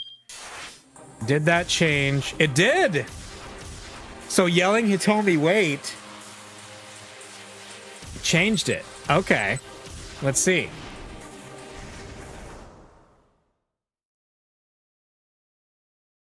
Hitomi, wait. As he ran along Koendori after Miku, Minorikawa heard someone shout out a familiar name. Hitomi. It was a pretty common name. Ordinarily, he wouldn't have given it a second thought, but he remembered that one of the Miss Midoriyama winners was named Hitomi Osawa. That made him curious. A moment later, he heard a cell phone ringtone. He immediately recognized it as an Ayakamiki song. His reporter's instincts tingled. He stopped to take a look around, and one young woman caught his eye almost immediately. He couldn't assume that any pretty girl he saw was Miss Midoriyama. After all, it'd be a little too convenient if he just so happened to run into her now. Still, it didn't cost him anything to ask. Are you Hitomi Osawa? He might as well at least check. But to his own surprise, he hesitated in embarrassment. He'd never been too embarrassed to ask a question before. He didn't get a chance to contemplate that realization. Alright. The van explodes, but he's far away from it now. He had a little bout of social anxiety all of a sudden. A massive fiery blast knocked him from his feet. A deafening roar set his head throbbing. What was that? What's going on? He lay in a daze on the ground, trying to wrap his mind around what had just happened. Behind him, there was a minivan, fiercely ablaze. A minivan. An explosion. The first thing to pop into his mind was the attempted bioterrorist attack on Kasuma Giseki 2 years earlier. An unoccupied minivan had exploded outside an MPD station, and afterward, a device meant to scatter a dangerous biological agent had been discovered near the subway. In the end, no one had been harmed, but there were rumors that the government had paid a terrorist organization a hefty sum to keep it that way. Right now, Minorikawa was a stone's throw from the Shibuya precinct. Could this be a repeat of the Kasuma Giseki attack? The entire area was in an uproar. People were running around in panic. Minorikawa could see several injured people lying on the ground unmoving. And yet, despite the gravity of the situation, numerous onlookers were casually taking photos with their cell phones. Minorikawa got to his feet, then went to try to get everyone away from the scene of the explosion. Hey, you guys, get back! There could be another bomb! Minorikawa looked around as he pushed back the crowd. He was getting the strong whiff of a scoop. He needed to write his copy ASAP, but he couldn't just turn his back on the situation now. 2 young men were strolling toward the burning vehicle. They had the look of juvenile delinquents. Whoa, what the heck? Is this for real? Ain't this dangerous? Like for serious? The pair tried to find an optimal vantage point. Hey! Minorikawa snapped. Don't get any closer! He spread his arms wide to hold them back. The young man came to a halt, but otherwise paid him no heed. Oh, this is bad. This is for real bad. Think this is a terrorist thing? Yo, get out your phone. Come on. But, like, you think this is a terrorist thing? Dude, shut up. Just hurry up and call Susumu. The taller of the two, dressed in red, was ordering around his blue-clad companion. Huh? The boy in blue huffed. Man, do it yourself. Say what now? Bitch, this ain't no time to get yourself all worked up.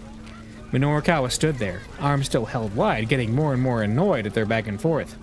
Yo, just make the call, man. The young fellow in red scowled. He wasn't going to back down. Huh? Yo, what difference does it make if I do it or you do it? It doesn't make any difference, so don't matter if you do it. Yeah, right, it don't matter. So in that case, you do it. Look, I'm telling you just to make the damn call. And I'm telling you to just make it your damn self. Oh, enough of this already. Minorikawa opened his mouth to tell them off, but then the young man in red spoke again. Dude, the goods from over at Endo Electronics are gone. You gotta let Susumu know. The name Endo Electronics caught Minorikawa's attention. Huh? Yeah, but ain't that all that Achi dude's fault for getting all huffy at us? I mean, it was Kiryu who told us to go find the Endo storehouse. Yeah, but Susumu don't like dealing in stolen goods. Says it dirties the SOS name. Well, what a coincidence. Looked like these two were SOS members. Hey! Minorikawa called out. You two! He finally succeeded in getting their attention. Where's this Susumu fellow? I'd like to talk to him. He had no idea who Susumu was, having only heard the name just now. Still, from the way these two were talking, it seemed clear he held some position of leadership. You think I'd tell you if I knew? The fellow in red snarled.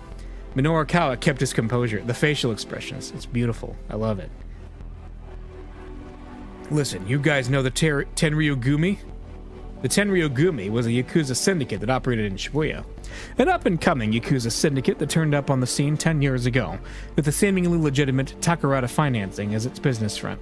The group offers monetary solutions for people in financial trouble, but those who accept their offers soon find that their troubles only grow and grow.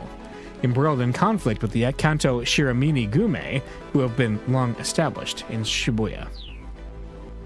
These street kids were sure to be familiar with the name, if nothing else. I may not look it, but I'm in pretty tight with the Tenryugumi, and maybe you two don't know it, but Susumu's been showing up at their office a lot lately. Susumu's been dealing with the Yakuza? Well, for real? Sweet! The two punks bought it completely. What's SOS using as their hangout these days? I've got a little something to discuss with Susumu. Right now it's his bar called Inferno. Minorikawa made a mental note of the name. Right, and Inferno is where, exactly? The two young men suddenly looked distinctly uncomfortable. Uh-oh. Later. Yeah, I got a thing I gotta do too. Backing away, they took off through the crowd. Hey, wait up! I need to know where Inferno is! But the pair had already vanished. Ah, it was Achi! Ambulances began arriving at the scene and paramedics rushed out to tend to the wounded. Excuse me, would you mind answering a few questions? Minorikawa turned to see a man in a suit approach him, flashing his badge. So a detective with questions for him, huh? How about you answer a few questions for me? Was this an accident or an attack? We still don't know many details. Let me rephrase that for you. This is a major incident, Minorikawa exclaimed. Huh? The detective looked pretty flummoxed. I've been around the block a few times and I know all your police PR lingo. And when you start talking about the details, that is 100% indicative of a major incident. Brushing aside Minorikawa's remark, the detective tried another question. Did you happen to notice anything unusual prior to the explosion? Unusual? Minorikawa thought back to the moments before the minivan blew up. Now that you mention it, I think I heard a cell phone ringtone. The detective tilted his head. A ringtone? No, never mind. Forget that. There's no way the ringtone on someone's phone would be audible through all of that. Minorikawa struck the thought from his own mind as he said it. In all likelihood, he dissociated the ringtone and the explosion simply because one had happened right before the other. Kano. A large-statured Caucasian man had called out to the detective. Evidently, the detective's name was Kano.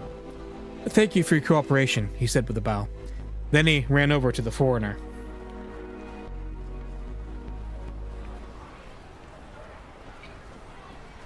Mr. Minorikawa. Minorikawa turned at a female voice. He found Miku standing there. She looked like she'd been crying. Miku, about earlier. He trailed off, searching for an apology. It's okay. That doesn't matter right now. Miku looked around the scene. Minorikawa followed her gaze. Something big went down here, he said. I know, she exclaimed. The explosion. I saw it happen with my own eyes. You what? Miku looked around nervously. Are you all right? He asked her. You're not hurt, are you? I'm okay. My ears are still ringing a bit, is all. Good. So, what did you see at the time of the explosion? Miku assumed a thoughtful expression. There was this girl who was running toward the minivan, and then I think I saw this other Middle Eastern girl suddenly make a dive for her, and then the van just exploded. Wait, hold on, Minorukawa said. So if I'm getting this right, it sounds like this Middle Eastern girl saved the girl who was running up to the van? Miku nodded. Just then, Minorukawa's phone chimed. He'd received an email. It was from Chiaki. Mr. Mino, are you still working on your copy? He checked his watch. At this point, the 4 o'clock deadline was barely 20 minutes away. Nonetheless, he decided to stay at the bomb scene. He could definitely smell a scoop here, he was sure of it. Even if he couldn't get his 6 pages done by 4, landing a major scoop should be enough to persuade the loan company. Minorukawa jotted his phone number down and handed it to Miku. I'll make things up to you, he said. Give me a call later. Miku took the scrap of paper, puzzled. If you're looking for an Aikijujutsu dojo, I know a few. At that, her face lit up. Minorukawa decided to process the scene for clues. As he wandered around, he caught sight of Detective Kano and his Caucasian colleague heading down an alley. What's that I smell? Something pretty damn fishy. If they were slipping away for a private conversation, maybe there was some way he could listen in. Minorukawa hurried into one of the buildings that bordered the alley. He looked around and found a public bathroom upstairs on the alley side of the building.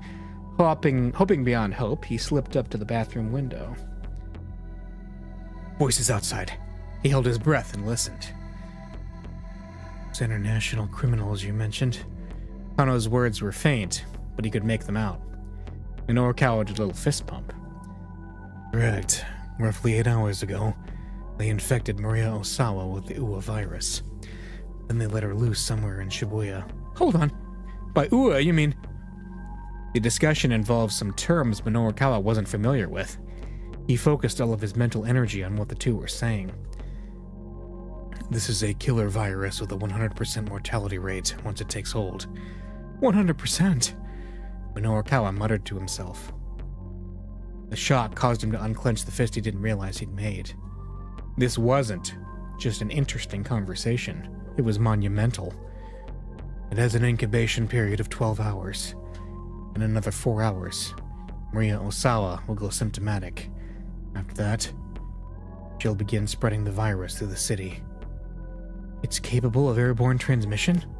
If we don't administer Kenji Osawa's antiviral before she develops symptoms. Yes? Everyone in Shibuya is going to die. Minorukawa felt goosebumps rise all over his body. If they were talking about a virus and a Kenji Osawa, that could only mean that Kenji Osawa. He recalled what Osawa had said earlier about the power balance of the world being at stake. There was no doubt about it. This was a tremendous scoop. Well, then we need to find Maria Osawa and get the antiviral to her as soon as possible. Just calm down. There's more to the story that... it's starting to leak out! The door swung open loudly, and someone came barging into the bathroom. It was Yanagishita. Why him again? And why here of all places? Oh, I'm leaking here! Yanagishita was on the verge of hysterics. His voice must have been audible outside. Kano and his companion went to take their discussion elsewhere. And they'd just been getting to the good part. You son of a bitch! Enraged, Minorukawa grabbed Yanagishita and tossed him to the floor. I'm leaking! Shut your mouth! He put all of his strength into an ankle hold and gave it a good twist. A professional wrestling technique that involves grabbing the opponent by the ankle. Being caught up like this can be extremely painful. It also puts a lot of pressure on the lower body. And if you're already fighting the urge to urinate, well... Yanagishita wailed.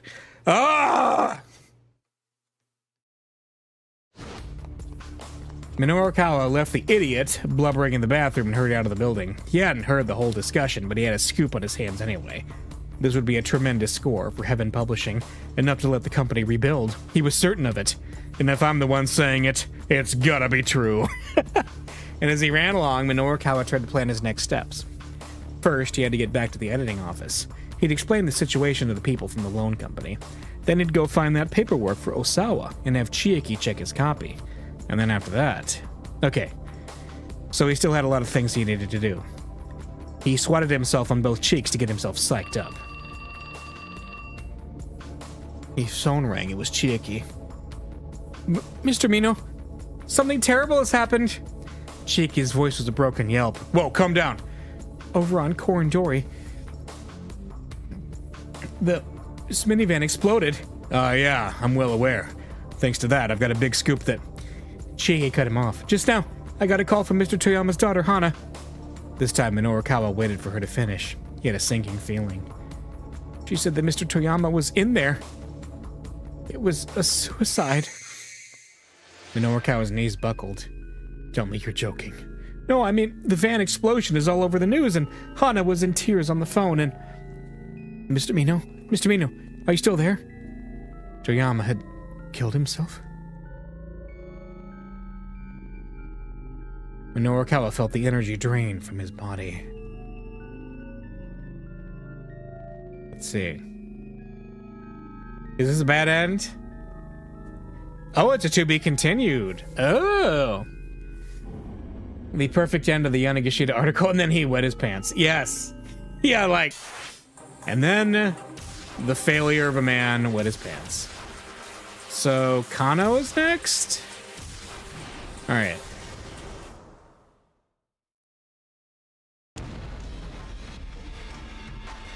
Suddenly, boom. Something's wrong. That's no ordinary city. No. Okay. We've seen this, like, many times now.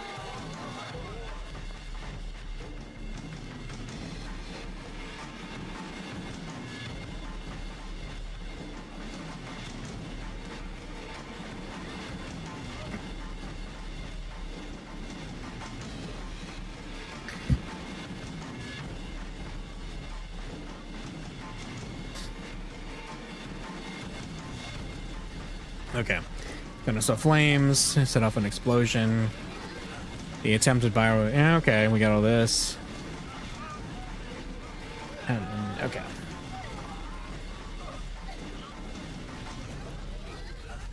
You could see there was someone inside. The body had been charred. It was hardly recognizable. Okay. Oh, keep out. Okay. Well, let's see. Man in a business suit. This must be the one. This must be the jump, right? Man in a suit. There we go. Yeah, that broke it. Cool. People on the ground, nearby, evidently injured by the explosion. A girl in a hoodie was crouched among them, doing her best to tend their injuries. Miku Morita, while walking along, upset at Minorukawa for not introducing her to an Eki Jujitsu dojo, she happened to cross the aftermath of the Vinman explosion. Unable to stand idly by when faced with such a horrific scene, she pitched in as best as she could to help the wounded. Kana recognized her as the girl he talked to earlier during the traffic jam. Police, he announced. Get back, let me handle this. The girl was visibly relieved. Help her, she said. She pointed to a figure lying on the sidewalk a short distance from the burning minivan. It was a Middle Eastern girl. She appeared to be unconscious. I think she got hurt rescuing another girl about college age, the girl on the hoodie said. A college-aged girl? That might be Hitomi. What happened to the girl she saved? Kano asked. The Good Samaritan looked around. Huh? Where'd she go? The rescuee had disappeared. This girl here, the girl on the hoodie gestured toward the fallen girl. I can't believe how fast she was. She spoke with a hint of awe. The way she moved to get to the other girl, she was on a level way beyond mine. Kono took another look at the injured girl. Her figure looked rather delicate. It was hard to believe she was capable of great feats of athleticism. He started toward her, but Stanley stepped ahead of him. Leave this one to me, he said. His expression was unusually stern, even for him. Do you know her? Kano asked. The American didn't answer as he checked the girl's pulse and then her pupils. Hey, Stanley. Don't you have other things you should be doing? Stanley snapped. Fine, then. Kano decided to collect some eyewitness accounts.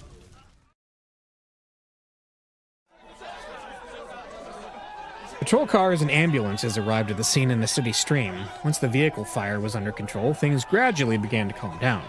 Several officers worked to cover the area around the burned minivan with a blue tarp. Kano got his questioning underway, starting by flashing his badge at a man near the front of the crowd. Excuse me, would you mind answering a few questions? The man puffed himself up. How about you answer a few questions for me? Was this an accident or an attack? We still don't know many details, Kano admitted. The man shoved his finger in Kano's face. Let me rephrase that for you. This is a major incident. Huh? I've been around the block a few times, and I know all your police PR lingo. And when you start talking about the details, that is 100% indicative of a major incident. Well, I sure picked the wrong guy to try and talk to. Stifling his frustration, Kano continued his questioning. Did you happen to notice anything unusual prior to the explosion? Unusual? Now that you mention it, I think I heard a cell phone ringtone. A ringtone? No, never mind, forget that. There's no way the ringtone on someone's phone would be audible through all of that. The man was probably right, but somehow the idea nagged at Kano. He jotted down a note in his pad. Kano. It was Stanley. Perfect timing. Thank you for your cooperation, Kano told the man. Then he hurried on his way. Stanley stepped in closer, enough to whisper. Who was that guy? An eyewitness to the explosion, apparently. Did he have any info? He said he heard a cell phone ringtone at the time of the explosion. Not sure if that's significant, though. Stanley stood silently for a moment, thinking. What about the girl? Kano asked. Has she woken up? No. I'm going to drive her to the hospital. Huh? Why do that yourself? Just look around, Stanley said. He cast his eyes out over the scene. There were still many injured people lying on the roadside. It seemed the authorities hadn't sent enough ambulances. But isn't your car back in Mariamacho? Kano asked. Under these circumstances, I think it makes sense for me to go back for it, Stanley replied coolly. Besides, I have a few things I'd like to ask her. Kano was curious. You do? He asked. Stanley's cell rang. Yes, Stanley answered the phone in English. As he listened, his demeanor changed. The blood drained from his face, and his hand began to tremble slightly as he gripped the phone. Kano had never seen him this shaken up. You got it, Stanley said at last. He hung up the phone and let out a sigh. What is it? Kano asked. Stanley headed into an alley without responding. Kano hurried after him. Once they were out of earshot of the crowd, Stanley finally spoke.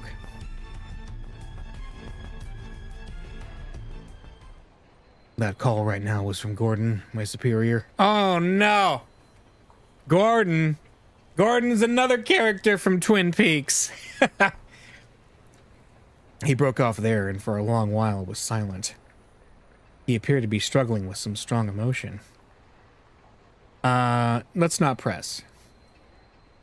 Kind of decided not to press. If it's that difficult to talk about, you don't have to. No, Stanley said. I should tell you this. He braced himself before continuing. We were contacted on our end by the mastermind of this plot. Those international criminals you mentioned? Correct. Roughly 8 hours ago. They infected Maria Osawa with the Uwa virus. Then they let her loose somewhere in Shibuya. Hold on, by Uwa you mean... Kano thought back to his earlier conversation with Stanley. Those criminals were trying to get their hands on a new drug? An antiviral drug developed by Kenji Osawa that had been shown to be effective against the Uwa virus. Stanley hesitated before continuing. This is a killer virus with a 100% mortality rate once it takes hold. Kenji Osawa's antiviral is our only means of combating it. A mortality rate of 100%? It has an incubation period of 12 hours. In another 4 hours, Maria Osawa will go symptomatic. After that, we'll begin spreading the virus to the city. It's capable of airborne transmission. Following the onset of symptoms, individuals infected with the Uwa virus bleed from the lungs, and the virus is readily released into the air via coughing. The Uwa virus is highly resilient in the open air and can survive even after saliva or other fluids have evaporated. Simply getting within 2 meters of a symptomatic patient is said to carry a high risk of infection.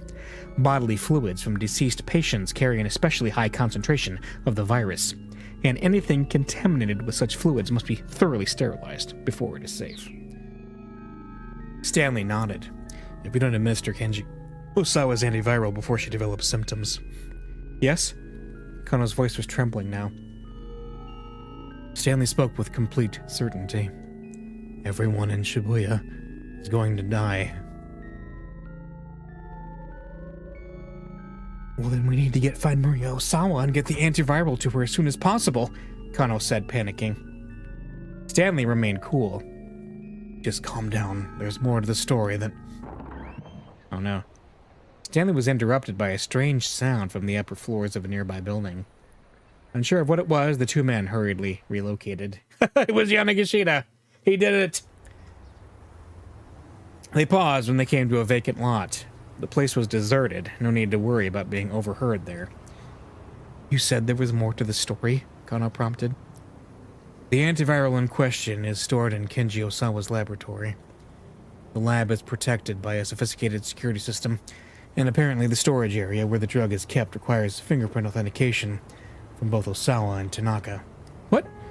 But Tanaka's... Kano couldn't help but gasp. Tanaka was currently a fugitive, the prime suspect in the kidnapping case. There was no chance of getting any fingerprint authorization from him at this stage. Is there any other way to get in? Kano asked. The door can also be unlocked via password in place of the fingerprint scanner. But we'd still need to know what Tanaka chose for his password. No. In any event, Stanley said, it's essential that we track down and secure Maria. But, he went on, his voice grave. Even if we get Maria to safety, the mastermind is now in possession of the UA virus. If they want to, they can unleash a bioterrorist attack on Shibuya at any time. Put it bluntly, the lives of every man, woman, and child in the city are in their hands. Kano felt a pulse of fear deep enough to give him vertigo. He slowly tilted his head and gazed at the sky, vast and blue as always. There had to be tens of thousands of people in Shibuya right now. Rumi and Shizuo were among them. They might all be dead within a day. It felt so unreal. Kano's mind almost couldn't process it. With an effort of will, he shook himself out of his daze. Now was no time to waver. We have to try, he said. In the next 4 hours, we need to find Maria Osawa and figure out a way to stop this mastermind and the UA virus. The words were as much for himself as they were for his companion. Let's do this, Stanley. We might not always see eye to eye, but together I feel like you and I can find a way. But Stanley averted his gaze. My job here is simply to apprehend the mastermind. Kano felt a resurgence of his earlier anger at Stanley once again. He was putting his duties above human life. I'm sorry. Stanley's voice was a quiet mutter. We should get away from Shibuya as soon as possible, Kano. Kano hadn't imagined that the American would ever be worried for him. I appreciate the warning, he said, but I'm seeing this through to the end. This isn't the sort of thing you can solve with just an effort of willpower. Even so, giving up isn't the Japanese detective way. Stanley let out a nasal chuckle. Back to that again, are we? Same to you. Kano managed a tiny chuckle on his own. Listen, Stanley went on after a moment. This is just between you and me. The mastermind behind this kidnapping case is an arms dealer who goes by the name Alphard. Beyond simply selling weapons, illegal arms dealers are also frequently involved in smuggling weapons unlawfully obtained through deals with government or military contacts. In recent years, such enterprises have become increasingly globalized. Some dealers form smuggling networks that also deal in money laundering, drug trafficking, and more. Alphard, the attempted bioterrorist attack on Kasumi Giseki, a hotel bombing in Chicago. Alphard had a hand in all of them. What do you know about this criminal? Kano asked. Stanley's expression grew even darker. Alphard's signature is extremely meticulous planning. But I don't mean meticulous in the same way you or I might normally think of it. Their plans are perfectly imperfect. Do you get what I mean? Kano shook his head. Alphard deliberately engineers accidents to make things complicated and unpredictable. It's difficult to get a good grasp of what's going on when the situation seems to be falling apart. People tend not to consider that coincidental mishaps might be anything but. In the end, they don't even realize they were playing right into the mastermind's hands all along. Kano could hear the intensity in Stanley's voice. I'm afraid that's all I can say. Stanley held out his right hand. See you around, Kano. Still alive. If we're still alive. Kano let that sink in for a moment. Nah, I'll shake your hand after we finish this case. With a slight smile, Stanley withdrew his hand. Then the two bumped fists instead. Ah, that is the coolest thing. That's peak. It's peak. It's peak. It's Kino. Ah. All right, we'll meet again, Kano. I'm sure of it. Yeah, see you then. No sooner had Stanley departed than Kuze's voice came in over the wireless. Attention all units! As of now, further investigation on the kidnapping case is suspended. The director's voice sounded strangely cold. I repeat, as of now, further investigation on the kidnapping case is suspended. Wait, hold on, sir! Kano shouted. What is it, Kano? Could you let us know why? We've received information that Maria Osawa has been infected with an unknown virus and has been released somewhere in Shibuya. That matched up with what Stanley had said earlier. An anti-bioterrorism security force will probably be deployed in Shibuya.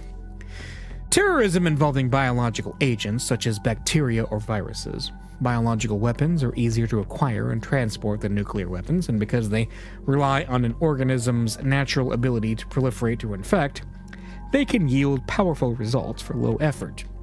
For these reasons, recent years have seen widespread apprehension about the possibility that such weapons might be used by terrorists. In the event that a bioterrorist attack occurred in Japan, temporary quarantine and decontamination facilities would be set up in the area affected. This is no longer a simple kidnapping case. Our part in this is finished. No, it's not! We haven't managed to resolve anything! Kano, I assure you, everyone else feels the same as you do. Kuze's voice had a cautionary tone. They're still performing the autopsy on the body found in the blue minivan and it exploded. I'll let you know once we have a positive ID. Kuze out. Director! But the line had already gone dead. Left at a loss, Kano gazed out at the cityscape. The sight of the bombed vehicle had calmed down briefly. But now that the news networks had begun reporting, the herd of onlookers was growing. There was also a sizable crowd gathered outside of a large home electronics store. The large LCD televisions on display were showing a press conference being held by the governor of Tokyo. Let's go find Rumi or go learn about the case. We gotta keep going. Kano might learn something new about the case. He decided to watch the broadcast. Working closely with the administration, we are keeping a careful eye on the situation as it develops. The governor's expression was solemn as he spoke. The moment he finished his statement, the reporters bombarded him with questions. This seems similar to the bioterrorist attack on Kasumi Gaseki 2 years ago. Is there any possible connection? What countermeasures should you have in the event that Shibuya is the target of bioterrorism? The governor was visibly disconcerted. If this does turn out to be a bioterrorist attack, we will establish emergency shelters with a large-scale quarantine station at Yoyogi Park. However, there are still many details that remain unknown. The politician was clearly struggling to maintain his composure. Can you comment on the rumors we're hearing that Shibuya might be blockaded off? Don't be ridiculous, the governor barked. What outlet are you with?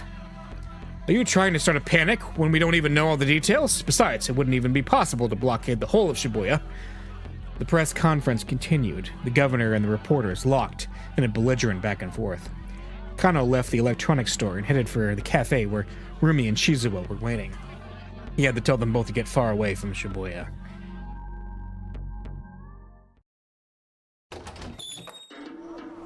Oh, he's here. Nice. Hang on. I gotta run real quick and then we'll finish this storyline up. Just a sec.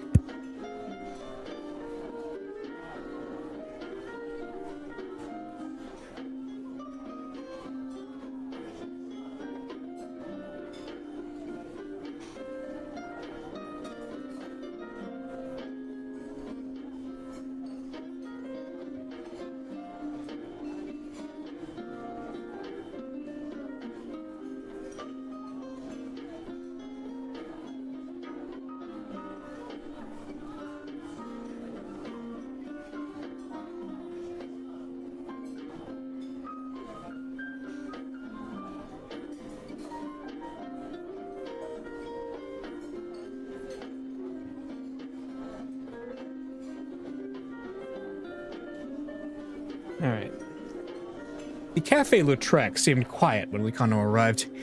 Shizuo was sitting alone. Kano scanned the establishment but didn't see Rumi anywhere. One of the staff greeted him. "Welcome. Just one, sir?" "No, I'm meeting someone, actually." "Of course, sir." The hostess smiled and then went on her way. Shizuo was glaring at him. Kano walked over to him and bowed deeply.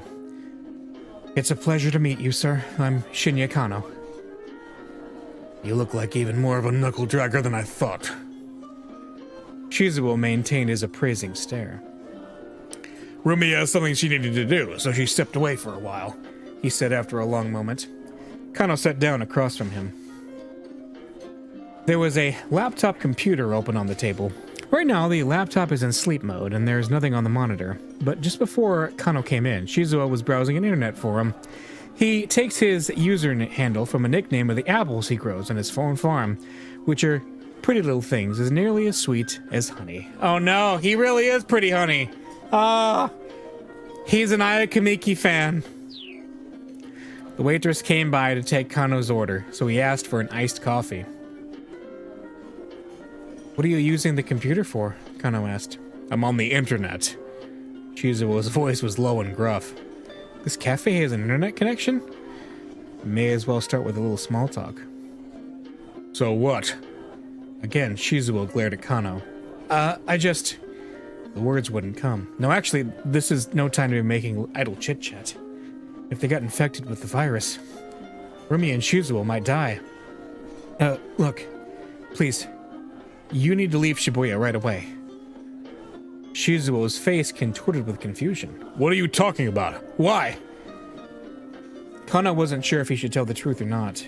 He was strictly prohibited from discussing a case with anyone outside the department. As a former policeman himself, Shizuo ought to understand full well the secrecy and investigation required. But it wasn't like he'd just up and leave town without a good reason. "Please listen," Kano said. Let's do number A, or letter A and C. "Listen, there's a risk of..." "What's that?" "What I mean is, risk of, Shizuo pounded his fist on the table. "Spit it out!" Kano just couldn't say it. It didn't matter who he was talking to. He couldn't make himself leak the details of an ongoing investigation. Besides, there was no guarantee a bioterrorist attack would actually happen. If they could just find and secure Maria before she went symptomatic. "Does this have something to do with the case you're working?" "Huh? You telling me to leave Shibuya? Does that have something to do with the case?" "Yes," Kano admitted. "So why don't you run off with Rumi then?" Shizuo's tone was frank. "Well, I mean..." When Kano didn't have an answer handy, Shizuo let out a single heavy sigh. "Is your work important to you?" he asked. Kano hesitated. "Is it more important than Rumi?" "Well..." Again, Shizuo cut off Kano as he waffled over how to answer. "Me?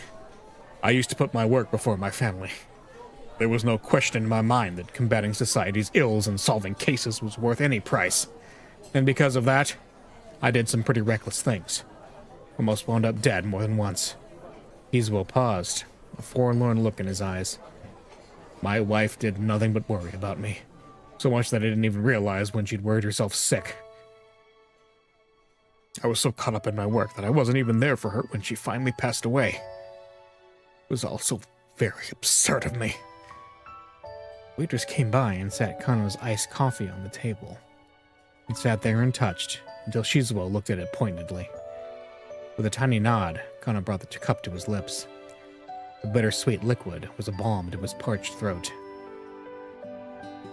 "I told Rumi the same story," Shizuo continued. "But I didn't tell her how absurd it was. I told her that her father only did what he had to do." He took a sip from his glass of water. "Rumi, she's very much like her mother used to be. Their personalities are almost identical. And I don't want her to suffer the same way my wife did." Shizuo's fist clenched in his lap. "What was it that made you become a detective in the first place?" he asked. "Well, at first, I got the job because I thought it would make Rumi happy.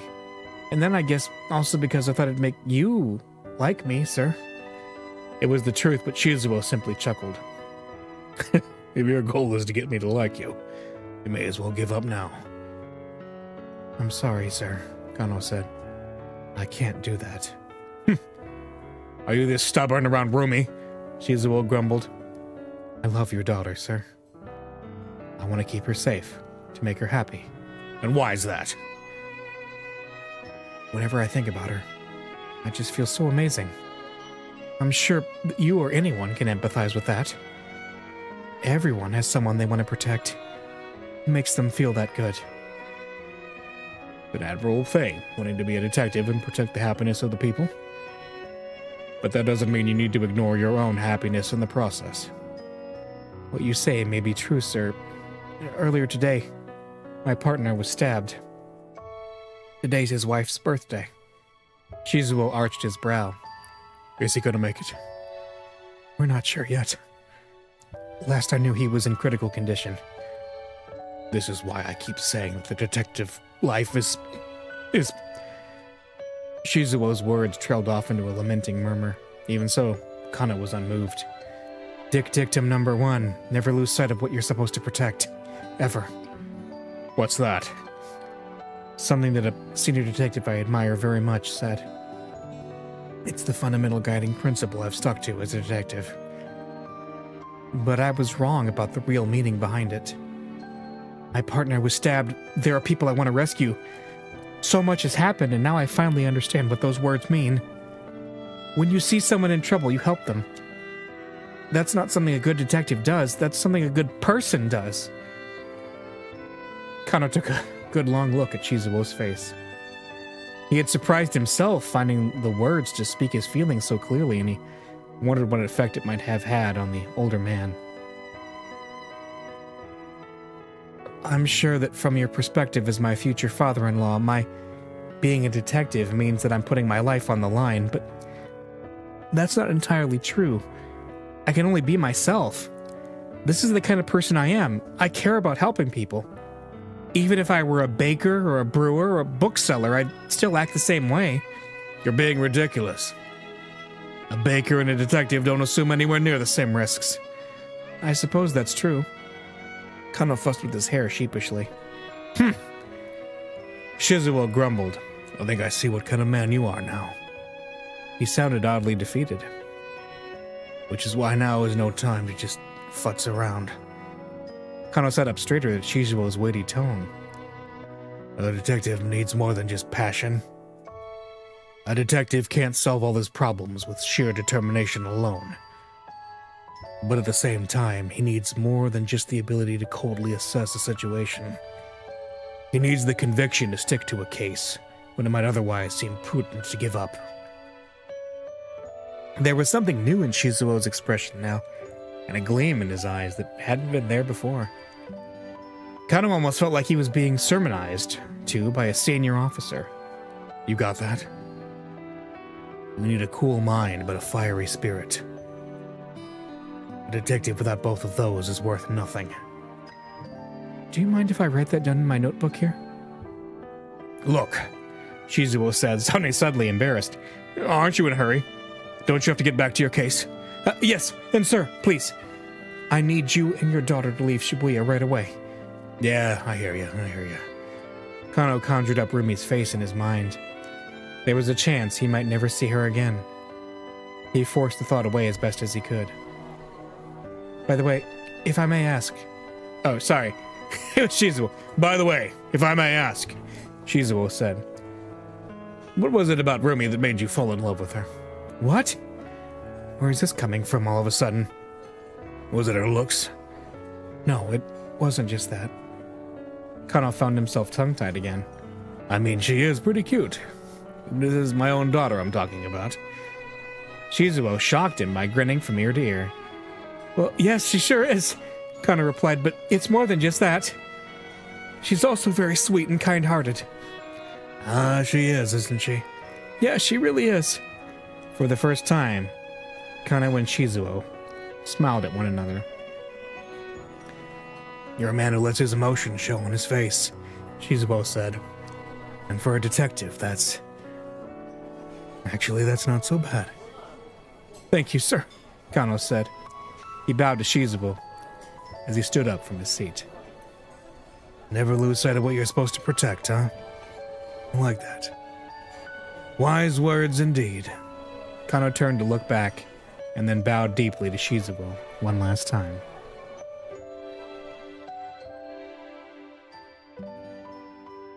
That was good. When this game wants to do an emotional moment, it does it. Like a real character moment. It does it well. It earns them too, I think. I think it does a good job of setting it up. The ability to coldly assess a situation. Kind of knew what he needed to do. There was one thing that was nagging him, no matter how hard he thought about it. It still didn't add up. Why would Tatano let Al-Karawan go free? He needed to go back to the precinct and get the truth from Al-Karawan firsthand. As he walked along, he considered what he did know about the facts of the case. Just what a sort of plan had Alphard put into motion here? It seemed that Tanaka and Osawa held the keys to understanding it. There had been relay handoffs of the Pony Attaché case, a relay that Tanaka had been complicit in. Then there was Hitomi missing, carrying the antiviral. Osawa had confirmed that himself. Kano was starting to form a vague picture of what Alphard was up to. If the mastermind's goal was to acquire the antiviral, then obtaining the cooperation of Osawa and Tanaka was vital to that plan. After all, their fingerprint verification was required to physically access the drug. In order to overcome that hurdle, Alphard had presumably managed to win over Tanaka somehow, and had then kidnapped Maria Osawa to provide leverage against her father. No doubt, that was how they'd gotten Hitomi to take the antiviral with her to Hachiko. While the police were distracted by following the attaché case, Alphard would then take the antiviral from Hitomi. That was the general plan, as far as Kano could surmise. Just then a call from Kuze came in over the wireless. We've identified the body found inside the blown-up minivan. Kano's hand tingled as it gripped the wireless. Mamoru Tanaka, male, 40 years old, an employee of Akoshi Pharmaceutical. Positive ID was obtained from the subject's personal belongings. What? Kano gasped. If Tanaka was dead, it would now be almost impossible to access the antiviral drug in the laboratory. At this point, the only antiviral they had any chance of obtaining was whatever Hitomi was carrying. Kano thought back to what Stanley had said earlier. Even if we get Maria to safety, the mastermind is in possession of the UA virus. If they want to, they can unleash a barrow terrorist attack on Shibuya at any time. Put it bluntly, the lives of every man, woman, and child in the city are in their hands. No. A chill ran down Kano's spine. If someone did release the UA virus, there would be no way to stop it from spreading. If Alphard really was planning to bioterror attack, Shibuya would well and truly become a city of the dead. He couldn't help but feel that the whole department was playing right into Alphard's hands. Kano staggered, physically, stricken by the realization of just how terrifying a foe they were up against.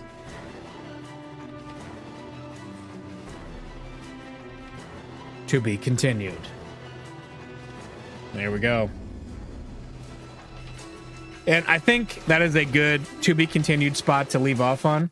So next week, we're going to finish up this hour. I think it's just Osawa who needs to be finished up. Yep. So we're going to finish up Osawa, and then we're going to go into the next hour, okay? So we'll do that then. Anyway, we will see you next time.